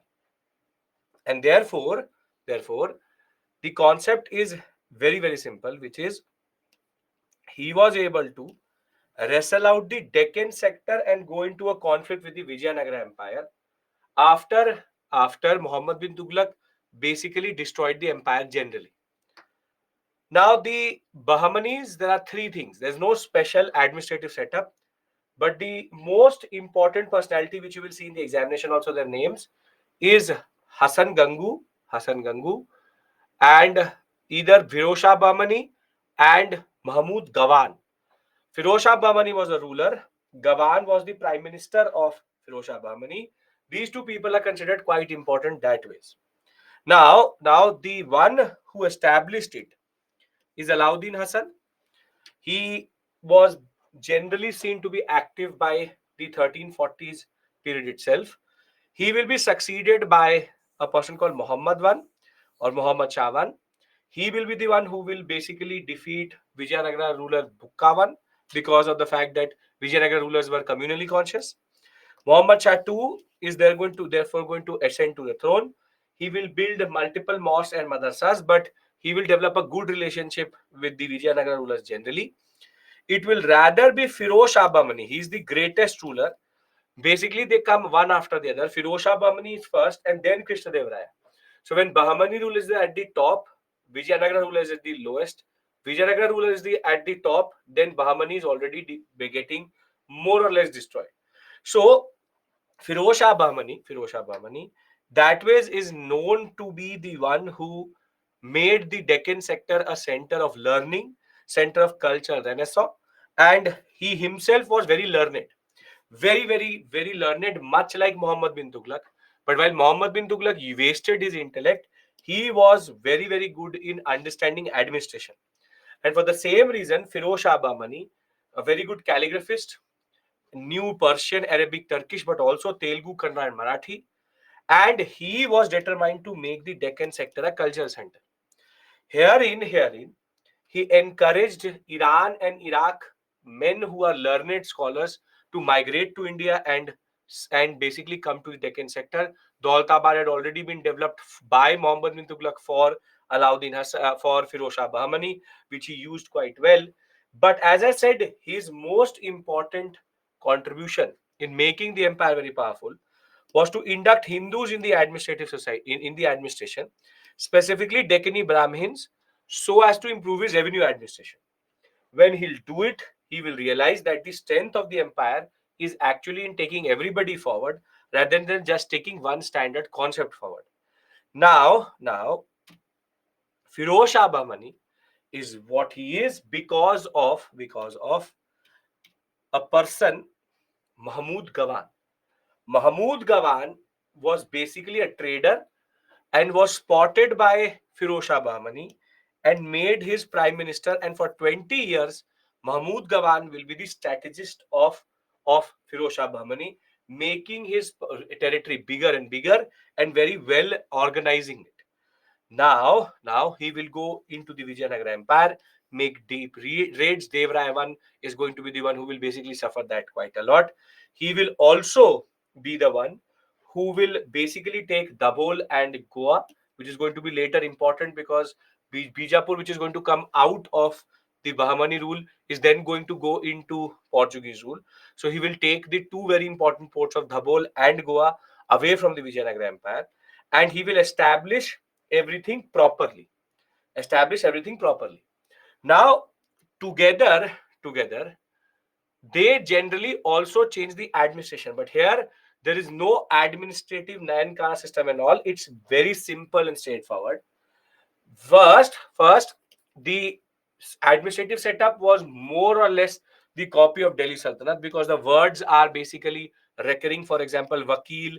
Here, Vakil basically meant the prime minister. Wazir was a minister. You have the Kiladar, which is the in charge of the fortress. You have Bakshi, who's basically the paymaster who gives out money. You have the Muntashib and the Kotwal. Standard words which we see will become very common by the Mughal period, but were there. You can learn Vakil, Wazir, because here the meaning changes and becomes the other way around. Then you can remember Bakshi. Remember only Bakshi, not Mir Bakshi. Mir Bakshi means military commander. Bakshi means only the one who gives out. Bakshish. Have you heard the word bakshish?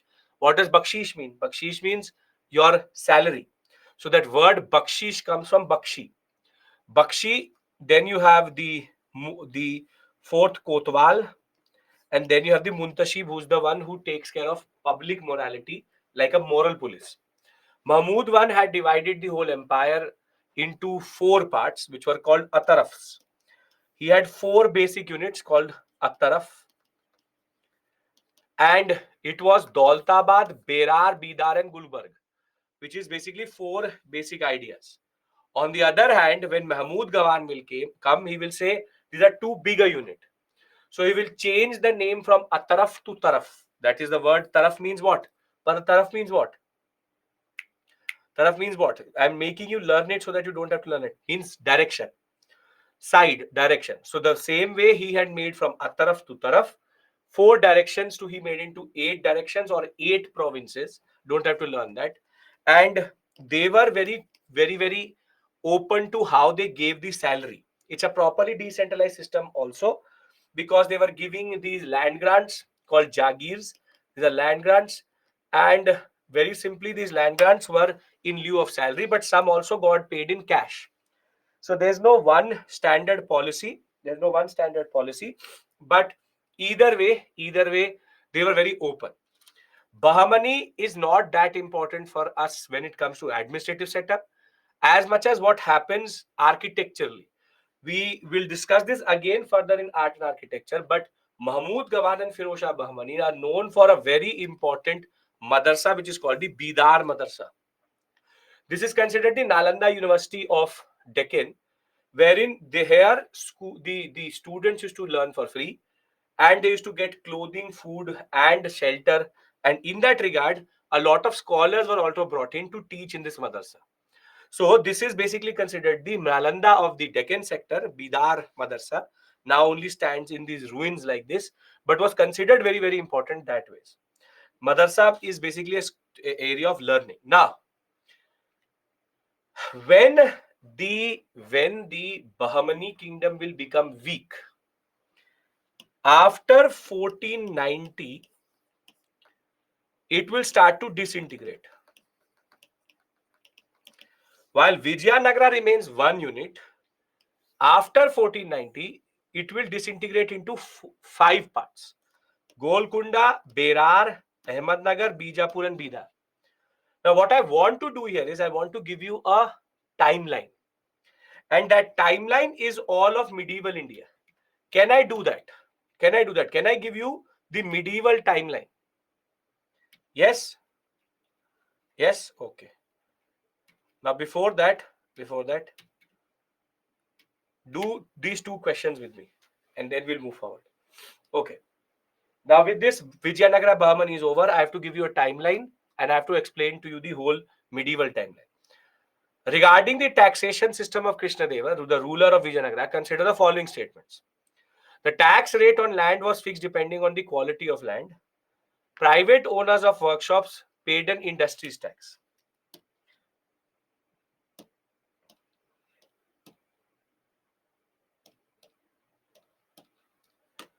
Come on, tell me.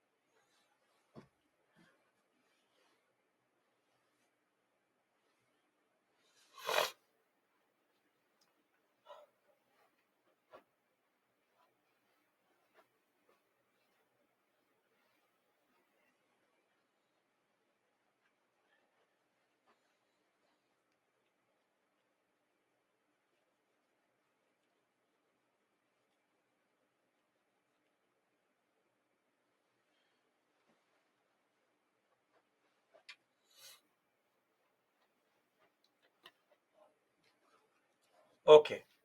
27% overthought the question. 56% totally correct. See, this is correct.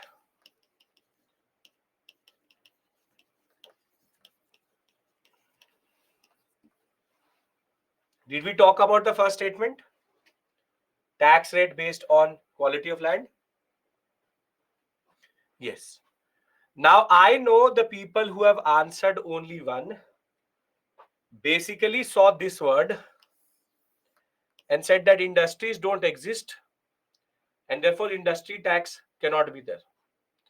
But this statement is also correct because industries tax, according to the limited vocabulary of that year's examiner, means artisan and manufacturing tax. Now, to be very clear, very clear, you are not wrong. In a way, the 27% are not wrong. But the problem is that the examiner had a very limited understanding. Here, the problem is not in you, but in the examiner. And what we learn from this type of question is sometimes generic words can also be pushed forward. So quality of land according to that person means fertility, which is basically quality of land only. But manufacturing tax and industries tax are 2 different things. Is there any particular definition of industry? No. That is the problem. That is the problem. In the examination, these questions become difficult because you don't know if he means industries or he means industries, like the Industrial Revolution. But I will basically tell you, because he's saying workshops or he or she is saying workshops, you go with the statement being correct. It should have been, see, the tax did not have a name. The statement should have been that there was a tax applied on workshops and artisans. But he or she wrote it in a different way. So here, your incorrect understanding is justified because the way the examiner has written it is problematic. But with UPSC, you can't do anything. If UPSC says that the sun comes out of the south, you have to accept it. That is the problem with UPSC, because the examiner did not actually give a lot of thought to understanding that industries are different, artisans are different. Are you getting my point? Manufacturing is there. Manufacturing means manufacturing of basic artisanal goods. Don't think of manufacturing as the manufacturing which is happening today. If you keep it simple, you'll get it. But if you have actually tried to think about it, you will get it incorrect.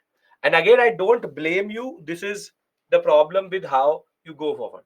It's an handloom sector. Handloom industry is also an incorrect statement. Industry is a word which, for your mind, is what you think of today. And that is the problem. So, get my point? Where you have maybe overthought this question. Okay. Now, if everybody does not get this question correct, then we don't go forward only.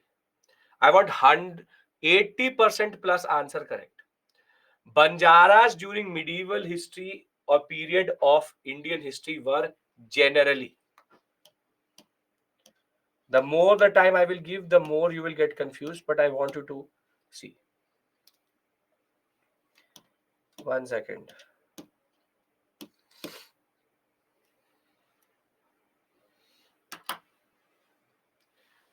There may be a glitch, I'm not sure.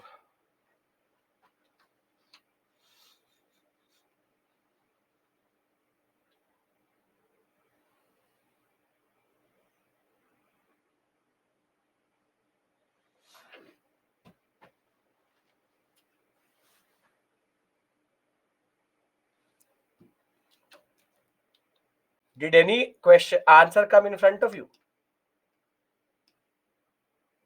Did any answer anything come in front of you? No.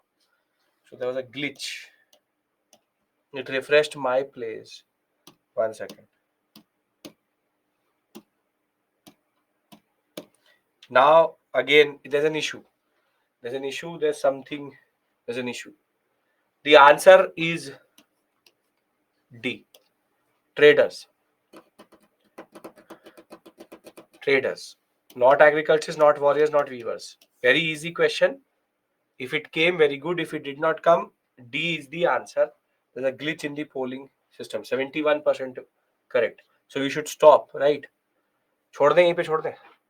71% only got it correct. Now, see, if you are getting these type of questions incorrect, there's a problem. There's a problem. Because this should not be incorrect. This is something which we discussed yesterday itself. 24 hours, you should not forget it.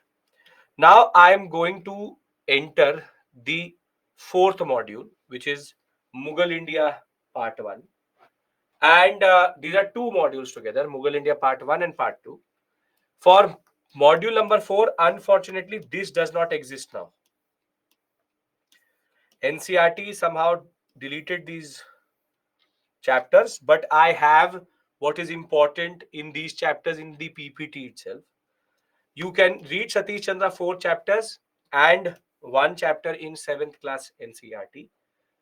Now I'm telling you how did Bahmani kingdom decline, don't worry. The simple point is, before I go to pre-Mughal dynasty, Sayyids and Lodhis, I want to rather give you the timeline of how we are working with it. So I'm now trying to find a space where I need 2 slides together. Okay. Can I talk about the timeline? Because this is where I'll tell you what happened to Bahmanis. Okay, perfect. This is basically the whole timeline of what we are working with generally.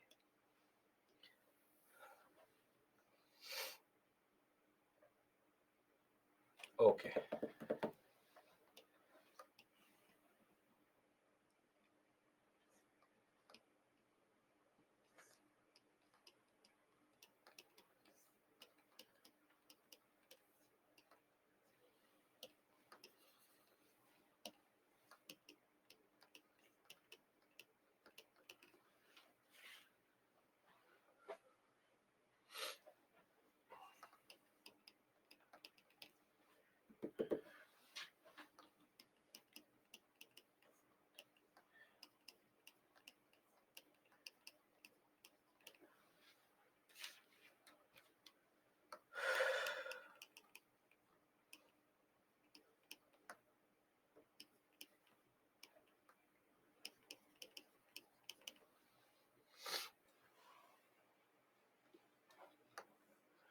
This is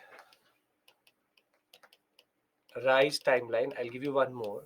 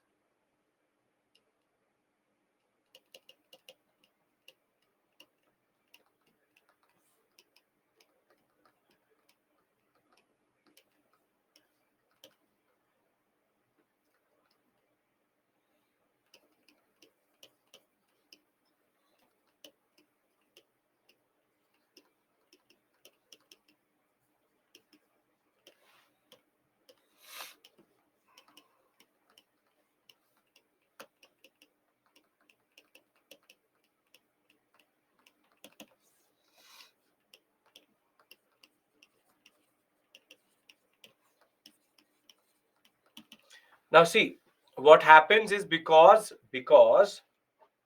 second battle, good second, because they were properly decentralized. There will be rulers who will parcel the whole empire as soon as Firoz Shah Bahmani will not exist. The rule becomes weak and in turn leads to disintegration. So in 1490, Bijapur, Ahmednagar,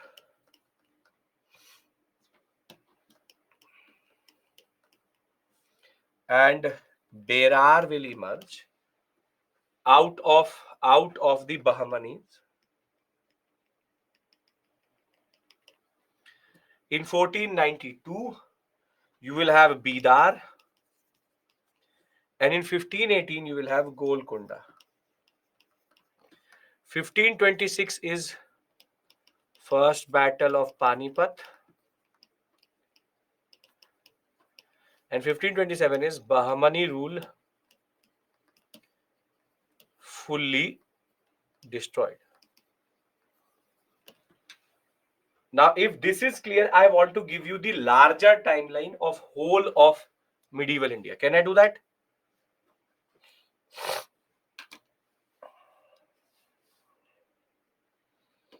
Is this clear? Okay. So let's talk about the larger timeline.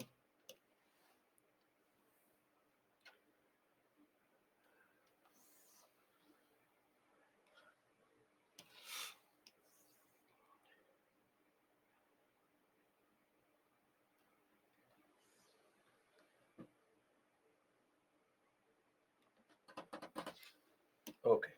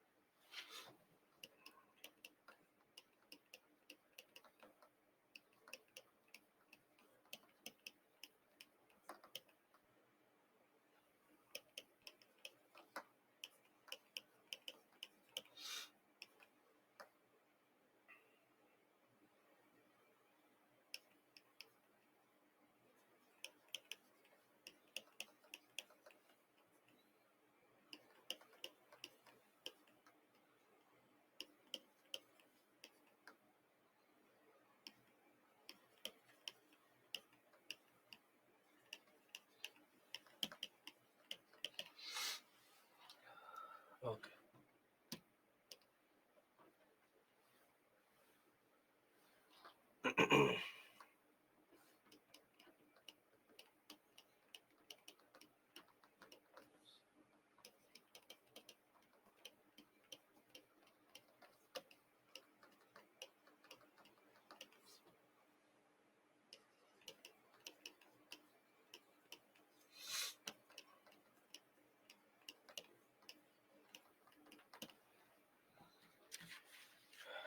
(1490)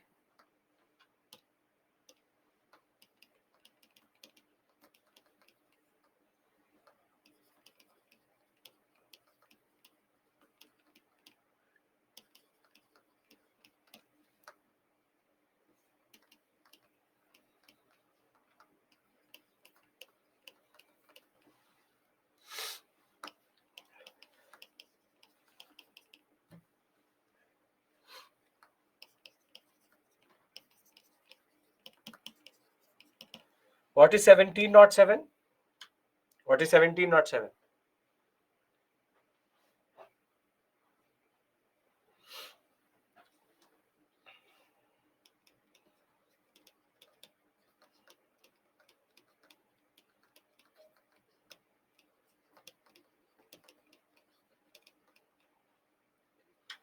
Okay. Now in between this, you have the decline of all of these.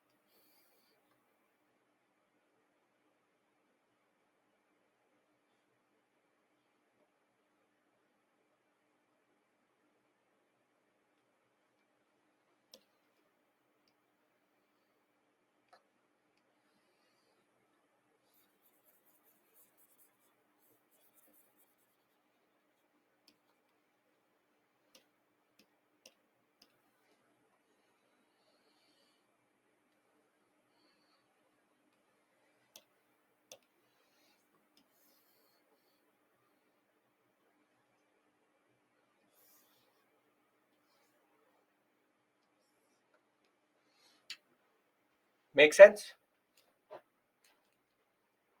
Make sense? And all of this is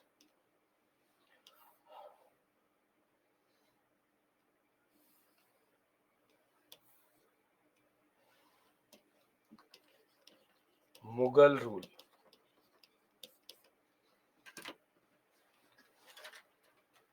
See, this is basically medieval India. If medieval India you see, it's much shorter than ancient, that ways, and it is not that complicated. It's not that complicated as, for example, medieval ancient India is straightforward. Are we clear about this? Modern is not largest in size. The largest in size is in ancient. Ancient is 2 million BCE to 750. That is quite a long period. Modern is large because you need to know micro events. After 1857, every year more or less is important. That is why it's a longer timeline, not necessarily the same. This is the medieval period is 1206 to 17. That is 500 years, close to 499 years. Ancient India is a separate issue altogether, right? Are we clear about this? Because I want you to process this and give you 5 minutes. Leave this on the screen, process it, because when I come back, then I want to discuss Timur, Sayyids, and Lodis. Can I do that? Can I do that? Yes? Great. So this is your learning period, not a break. It's a learning period. I always do it. 5 minutes, look at this and place it in your mind, and then we go forward. Because I will start from here. Sayyids and for 3098. Okay.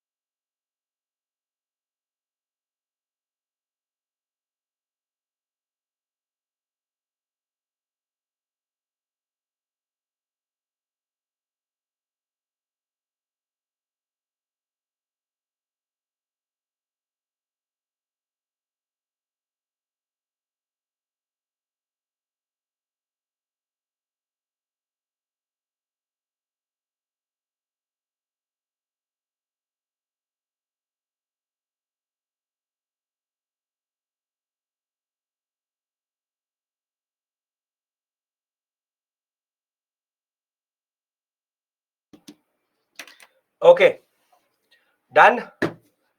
Can we move forward? Okay. Munib, that is not important.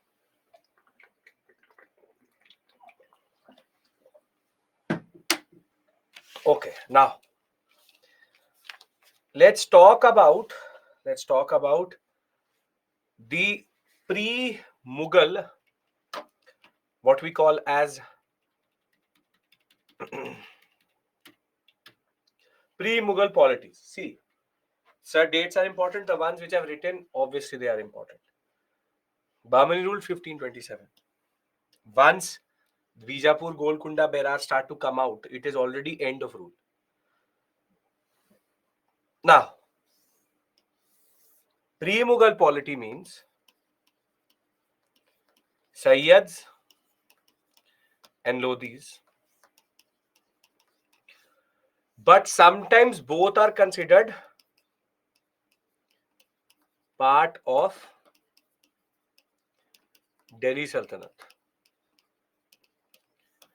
Popular belief is this. We will go with it if needed. And in the examination, if the examiner is talking about Sayyads, Lodhis in the context of Delhi Sultanate, go with it. However, Sayyads, when I will tell you their origin, you will understand why do I call them pre-Mughal dynasties. Then tomorrow onwards, art and culture. First we'll finish medieval, then we go to art and culture. No, SME, no. Now, as it is class number 5, the 7 classes of medieval India. Now, when we talk about the Delhi Sultanate, we knew that Tamrashirin, a Mongol, had come to basically rule over Delhi, but Muhammad bin Tughlaq, though defeated close to Delhi, was able to hold on to Delhi for sure. Now, in the 1390s period, there was a person rising and his name was Timur. Now, Timur and Genghis Khan, whatever you want to call it, are related but not directly. In the sense that they both have the same his great grandfather, great grandfather, 3 generations. And here 1, 2, 3, 4, 5, 6, 7, 8. 8 generations. They both have the same grandfather in a way, which is Tamanne Khan. But Tamanne Khan, one wife was fully Mongol. And from that he comes, which is Genghis Khan. And from the other wife, who was a Timur. Timur is a tribe in Central Asia. He was not fully Mongol. Comes Timur. So basically, both are related, but not directly. And Timur, much like Genghis Khan, was expanding quite a lot during this 1390 period after Genghis Khan's son had basically destroyed his empire only. So this is the connection between Timur and Genghis Khan, not a direct one, but in a way. Mongol is what? Is a tribe, and I don't have the patience or the health today to discuss what is Mongol again. But the basic point is Mongols are tribes, and Genghis Khan was a very important Mongol who expanded from the South China Sea sector to the Caspian Sea sector. Now, in 1398, Timur entered India.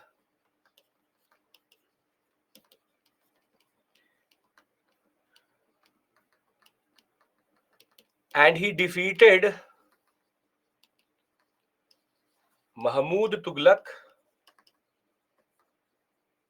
or Nasiruddin Muhammad Tughlaq. And what he did was that he looted Delhi. He looted Delhi and then held on to the Delhi sector as part of his Timurid Empire. And the Timurid Empire at one point of time was quite big that way. To give you a basic idea, this was the Timurid Empire. This was the Timurid Empire, and he thrusted into India and took Delhi. Now, between 1398, between 1398 to 1414, Delhi was directly under Timur, and at that point of time there was further disintegration of the Delhi Sultanate. But 1414, Khiz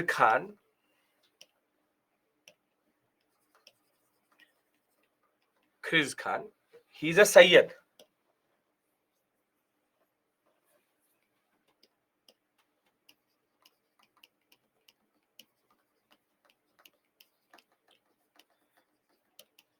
Was nominated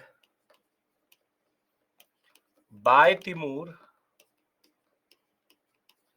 as the ruler of Delhi. And this establishes the Sayyid rule in India. Sayyids generally are given a lot of respect in Islam because they are considered to be the linked to the sister of Prophet Muhammad, and they wear very big white hats which are called khula daran. Khula daran because khula means pointed, daran means hat. So Sayyids wear white clothes and white hats in that regard. But now do you get it?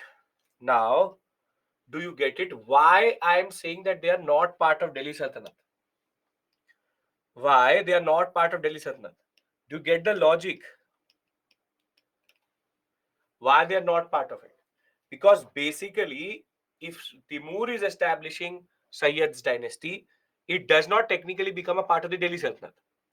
Every ruler who came before it was linked to the Delhi Sultanate through their nobility, through their administration. Here, Sayyids had nothing to do with Delhi Sultanate. They're appointed by Timur, and in that sense, it makes no sense to call them Timur. They basically there's no sense to call them a part of Delhi Sultanate. But a standard myth which has been going on for now decades, and that is the issue. Now here, the Timurian invasion is the context of the rise of Khiz Khan, and here there are 4 rulers. Nothing really happened under them. And a standard question which comes in the examination is chronological order. And why does it come? Because 2 rulers have very similar names. Khiz Khan, the nominee of Timur, was the one who became the new Sultan, and he went back to Central Asia and he established a Sayyid dynasty, ruled over Delhi and surrounding areas. Then comes Mubarak Shah and 2 people, Mubarak Shah and Muhammad Shah. Mubarak Shah was the one who succeeded Khiz Khan, fought with the people in around Delhi, but was later killed by his own nobility because nobody accepted him. And thereafter, Muhammad Shah was the one who again was put in by the nobility, but was again not ruling more than 30-40 kilometers out of Delhi, and was again killed by his nobles. And it will be Ahmad Shah, the last, who will have one general, a person who had already existed in India for a very long time, Afghan. His name was Bahlul Lodi. Lodis are basically Afghans. And he says to Ahmad Shah that I give you 2 options. Either you I kill you, or you give me power and you run away. And basically what Alam Shah did was, he ran away and gave power to Bahlul Lodi. And this is where Lodi dynasty is established in 1450. So in the examination, what comes is basically their order. The catch is, see, Khiz is okay. That is not an issue. Then you have Mubarak and Muhammad. So Mub, Mu, Al. Remember this, and any question from the Sayyid standard political history question can be done. Yes, see, Sayyids are neither part of Delhi Sultanate. That is why they're not part of Mughal India. That's why they're called in between. That's what called pre-Mughal dynasties. So, do we understand the concept of Sayyids and where do they come in the larger scheme of things? And what is the purpose to your preparation with regards to them? Acha, move.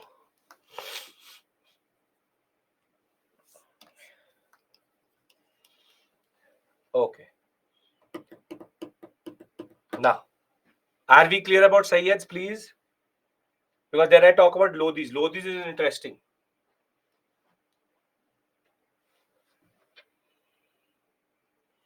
Yes, sir. Okay. Now, Lodhis 1450-51 till the first battle of uh, Panipat are the ones who ruled India. They are not as incompetent as the Sayyids. And here there are three rulers: Bahlul Lodi, Sikandar Lodi, and Ibrahim Lodi.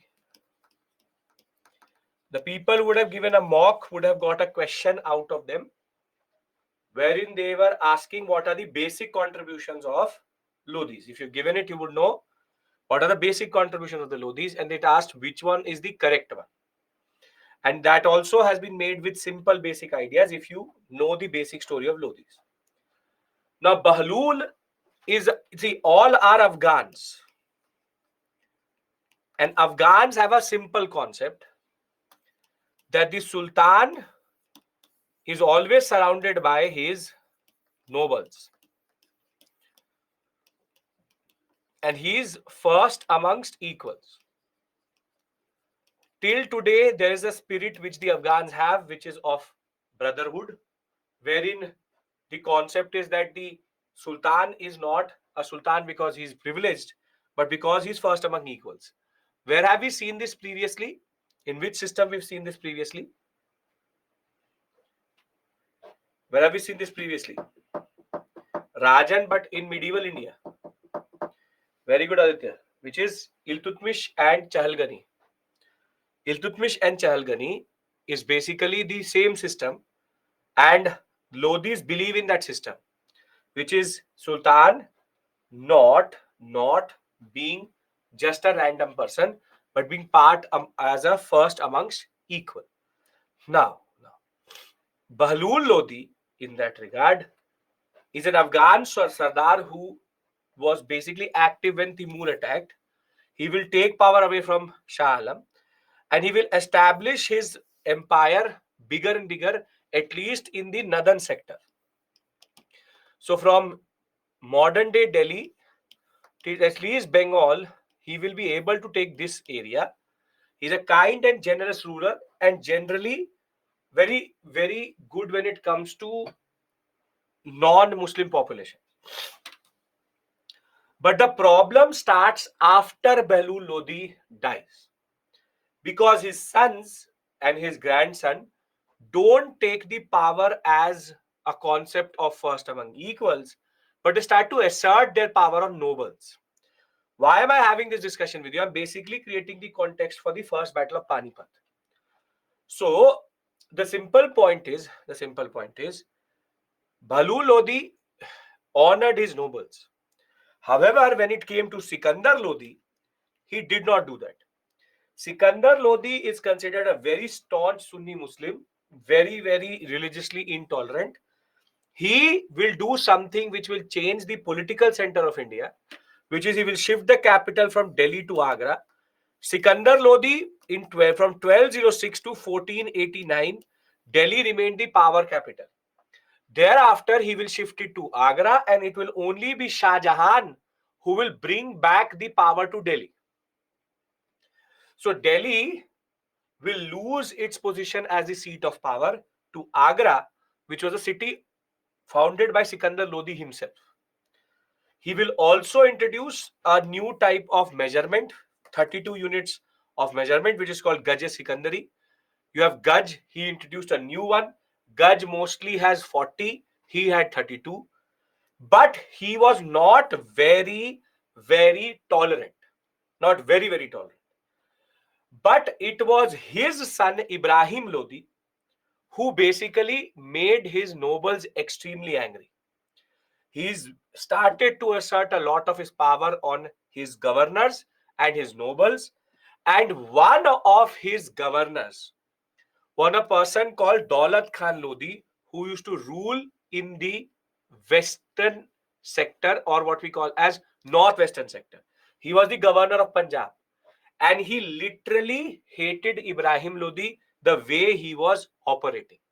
The way he was operating. Now, see, the configuration of North India has become very interesting. If I have to look at India right now, I have one big unit here, one very big unit here, and then 5 units here. 1, 2, 3, 4, 5. And then this is the Lodis. This is the Lodis. And the northwestern sector, you have Daulat Khan Lodi, who basically is the governor under Ibrahim Lodi.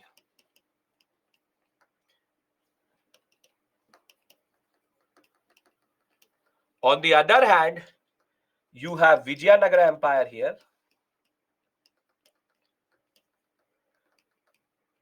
And you have Bijapur, Ahmednagar, Bidar, Berar, and Golconda. Now, there will rise another power in this sector.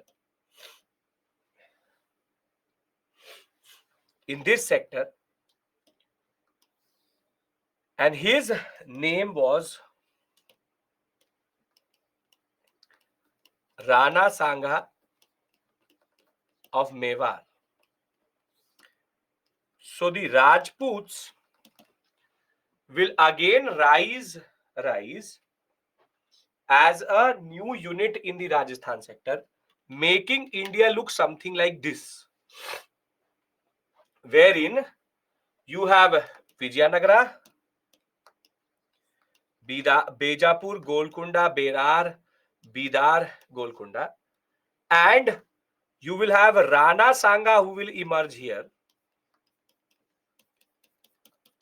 and you will have Ibrahim Lodi who will be ruling from this point to this point. But this sector was under Daulat Khan Lodi.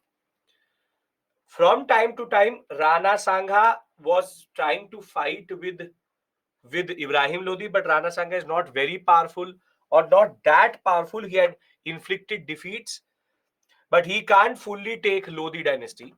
Daulat Khan Lodi himself is not very, very capable of doing that.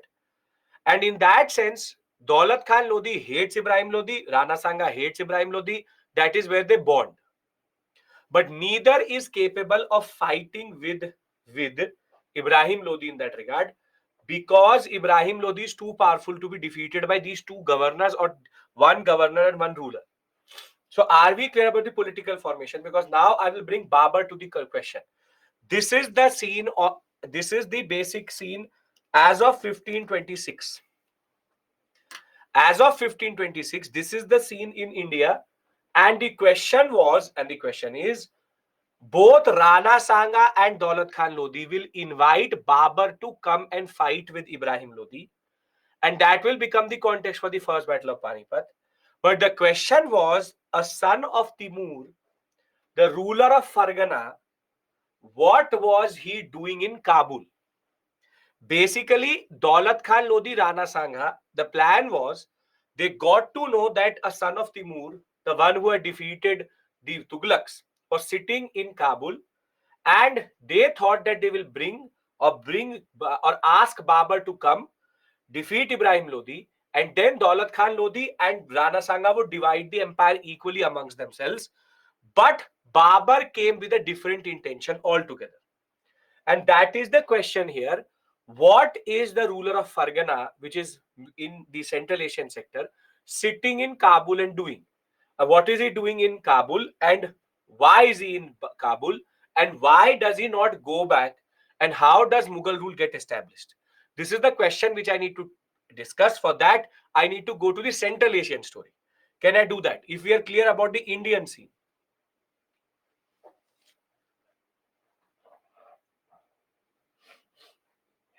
Are we clear? When Babar came, 1526, first battle of Panipat.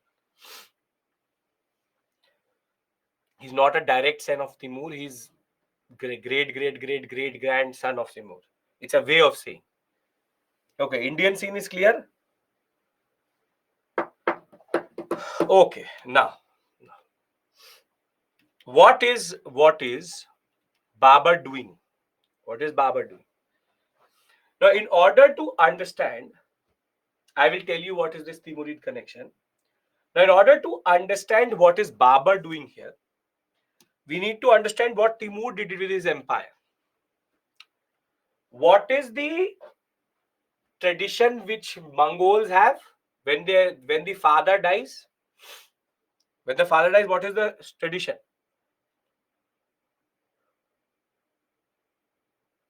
Divide the empire amongst all the sons. And this foolishness is also done by Timur. Timur divides his empire like this. One part to one big main son. Second part like this.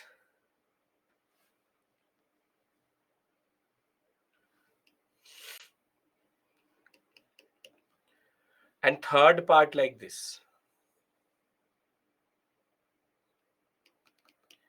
Here is Kabul, and near Samarkand you have Fargana. Now, no, Mughals are not successors of Timur. It's not, no, actually. Mughals are Timurids, but Mughals are not successors of Timur directly. That I'll discuss with you, don't worry. Now, 1526, this 1520s period is the period in which when Timur divides his empire like this, there are three tribes which are very, very active in Central Asia. One are called the Ottomans.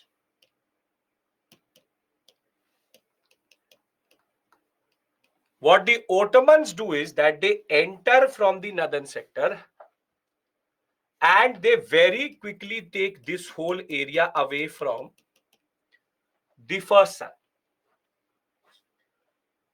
There's a connection between Ottomans and Safavids and Mughals. All use gunpowder very well. When you divide an empire like this, Ottomans, as it is, had already dominated the Constantinople, the Greece sector. They will take this area from the Ottoman Turks, as they're called, will take this area from the first son of Timur. We don't care. Till this point, we have Daulat Khan Lodi and Rana Sanga sitting here. And the second sector is parceled by another tribe coming from the north. And their name is Safavids. And these Safavids come from the north and take this sector. Now, all these sons of Timur basically get congregated here. And if that was not enough, they come under pressure from another tribe which is called Uzbeks, sometimes also written like this, Uzbeks. Basically, the Uzbeks start to create pressure. Now, Babar basically was not sitting in Kabul as a king. He was basically a beggar, Bhikhari. He was not sitting in Kabul. as a king. He was basically running away from the Uzbek danger, and it's a historical coincidence that at the same time when Babur was surviving on almonds and walnuts, had I not seen proper wealth for close to 5 to 6 years, Daulat Khan Lodi and Rana Sangha invite Babur to come to India. This is considered a historical coincidence because Daulat Khan Lodi and Rana Sangha did not know that Babur is not the mighty Babur, but he's a Bikhari Babur. That he's not sitting in Kabul because he's just traveling his empire. He's basically there because he's trying to run away from the Uzbeks. So there are two things which are converging together. One, in India, Ibrahim Lodi basically irritates Daulat Khan Lodi so much and Rana Sangha that they're looking for an alternative. And Babur, who is sitting in Kabul, is not sitting in Kabul by choice, but because the Ottoman, Safavids and Uzbeks were already parceling the empire in Central Asia into different parts. Now Babur is sitting in Kabul and he gets the offer of his lifetime to come to India. And ironically, this is why Babur will never go back. The one who had never seen proper wealth had now come to India and seen the wealth of a governor like Daulat Khan Lodi. So there are two stories which come together. One, Babur running, and second, the story of Daulat Khan Lodi and Rana Sangha calling them. If this is clear, I would like to talk about what happens in the first battle of Panipat. That is the last discussion we have.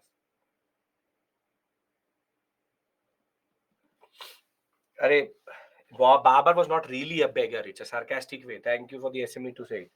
Arey, figure of speech to samjho yaar. It's a way of saying, it's a rhetorical point. Not literally a Babur, not literally a beggar. He has an army with him. Okay. In a way, Uzbeks forced him to come to India? Yes, in a way. Why they call Babur? Chavan, why do you call you Chavan? Babur naam hai uska. Why did he keep Babur as name? That is not my problem. That is his father's problem. Okay. Can we discuss first battle of Panipat?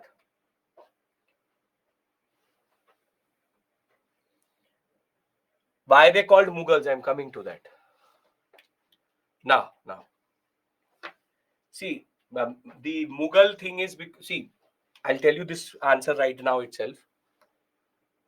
In any document, if you will read of the Mughal Empire, they never call themselves Mughals. They use the word Timurid because they are father side Timur, mother side Mongol. But this is the blunder of the British. They said that they are Mongol. Mongol became Mughal. From Mughal, it became Mughal. They are not Mongols. They're actually Timurids. And the word Mughal is a British distortion of the word Mongol. British were never able to say Mongol, so they said Mughal, and from Mughal it became Mughal. Mughals never called themselves Mughal. They always call themselves Timurids. Are we clear about it? Where does the word Mongol come from? Or Mughal come from? Okay, now, see, as soon as Babur is invited to India, Rana Sangha was also ready to bring Babur. But when Babur actually entered India, one second.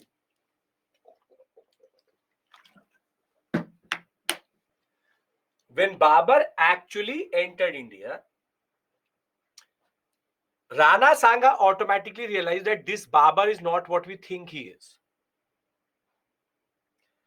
And that is why as soon as Babur enters into India, Rana Sanga says, I will not help Babar because I don't think he will go back.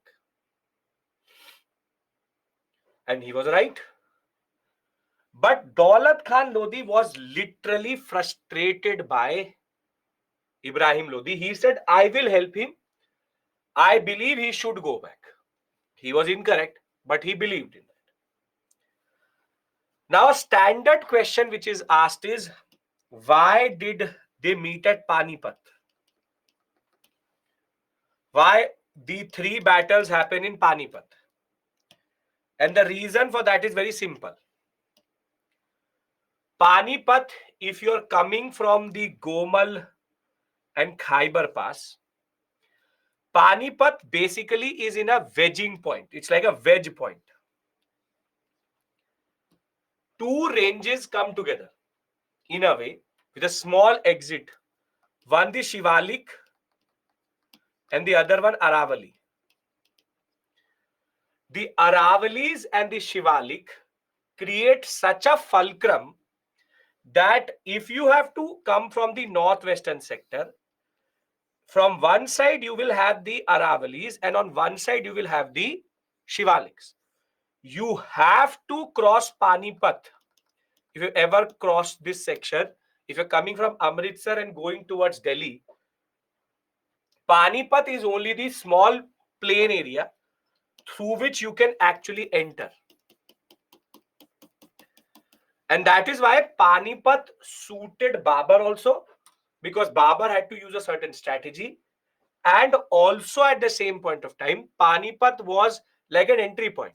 As soon as Daulat Khan Lodi invites Babur, Ibrahim Lodi starts from Agra, and from Lahore, your Babur is coming. And therefore, they both meet at a point which is Panipat. Which is Panipat. Now, very simply, within 10 minutes, Panipat battle cannot be done. So what I'm going to do is two things. I'll consolidate and then I leave you.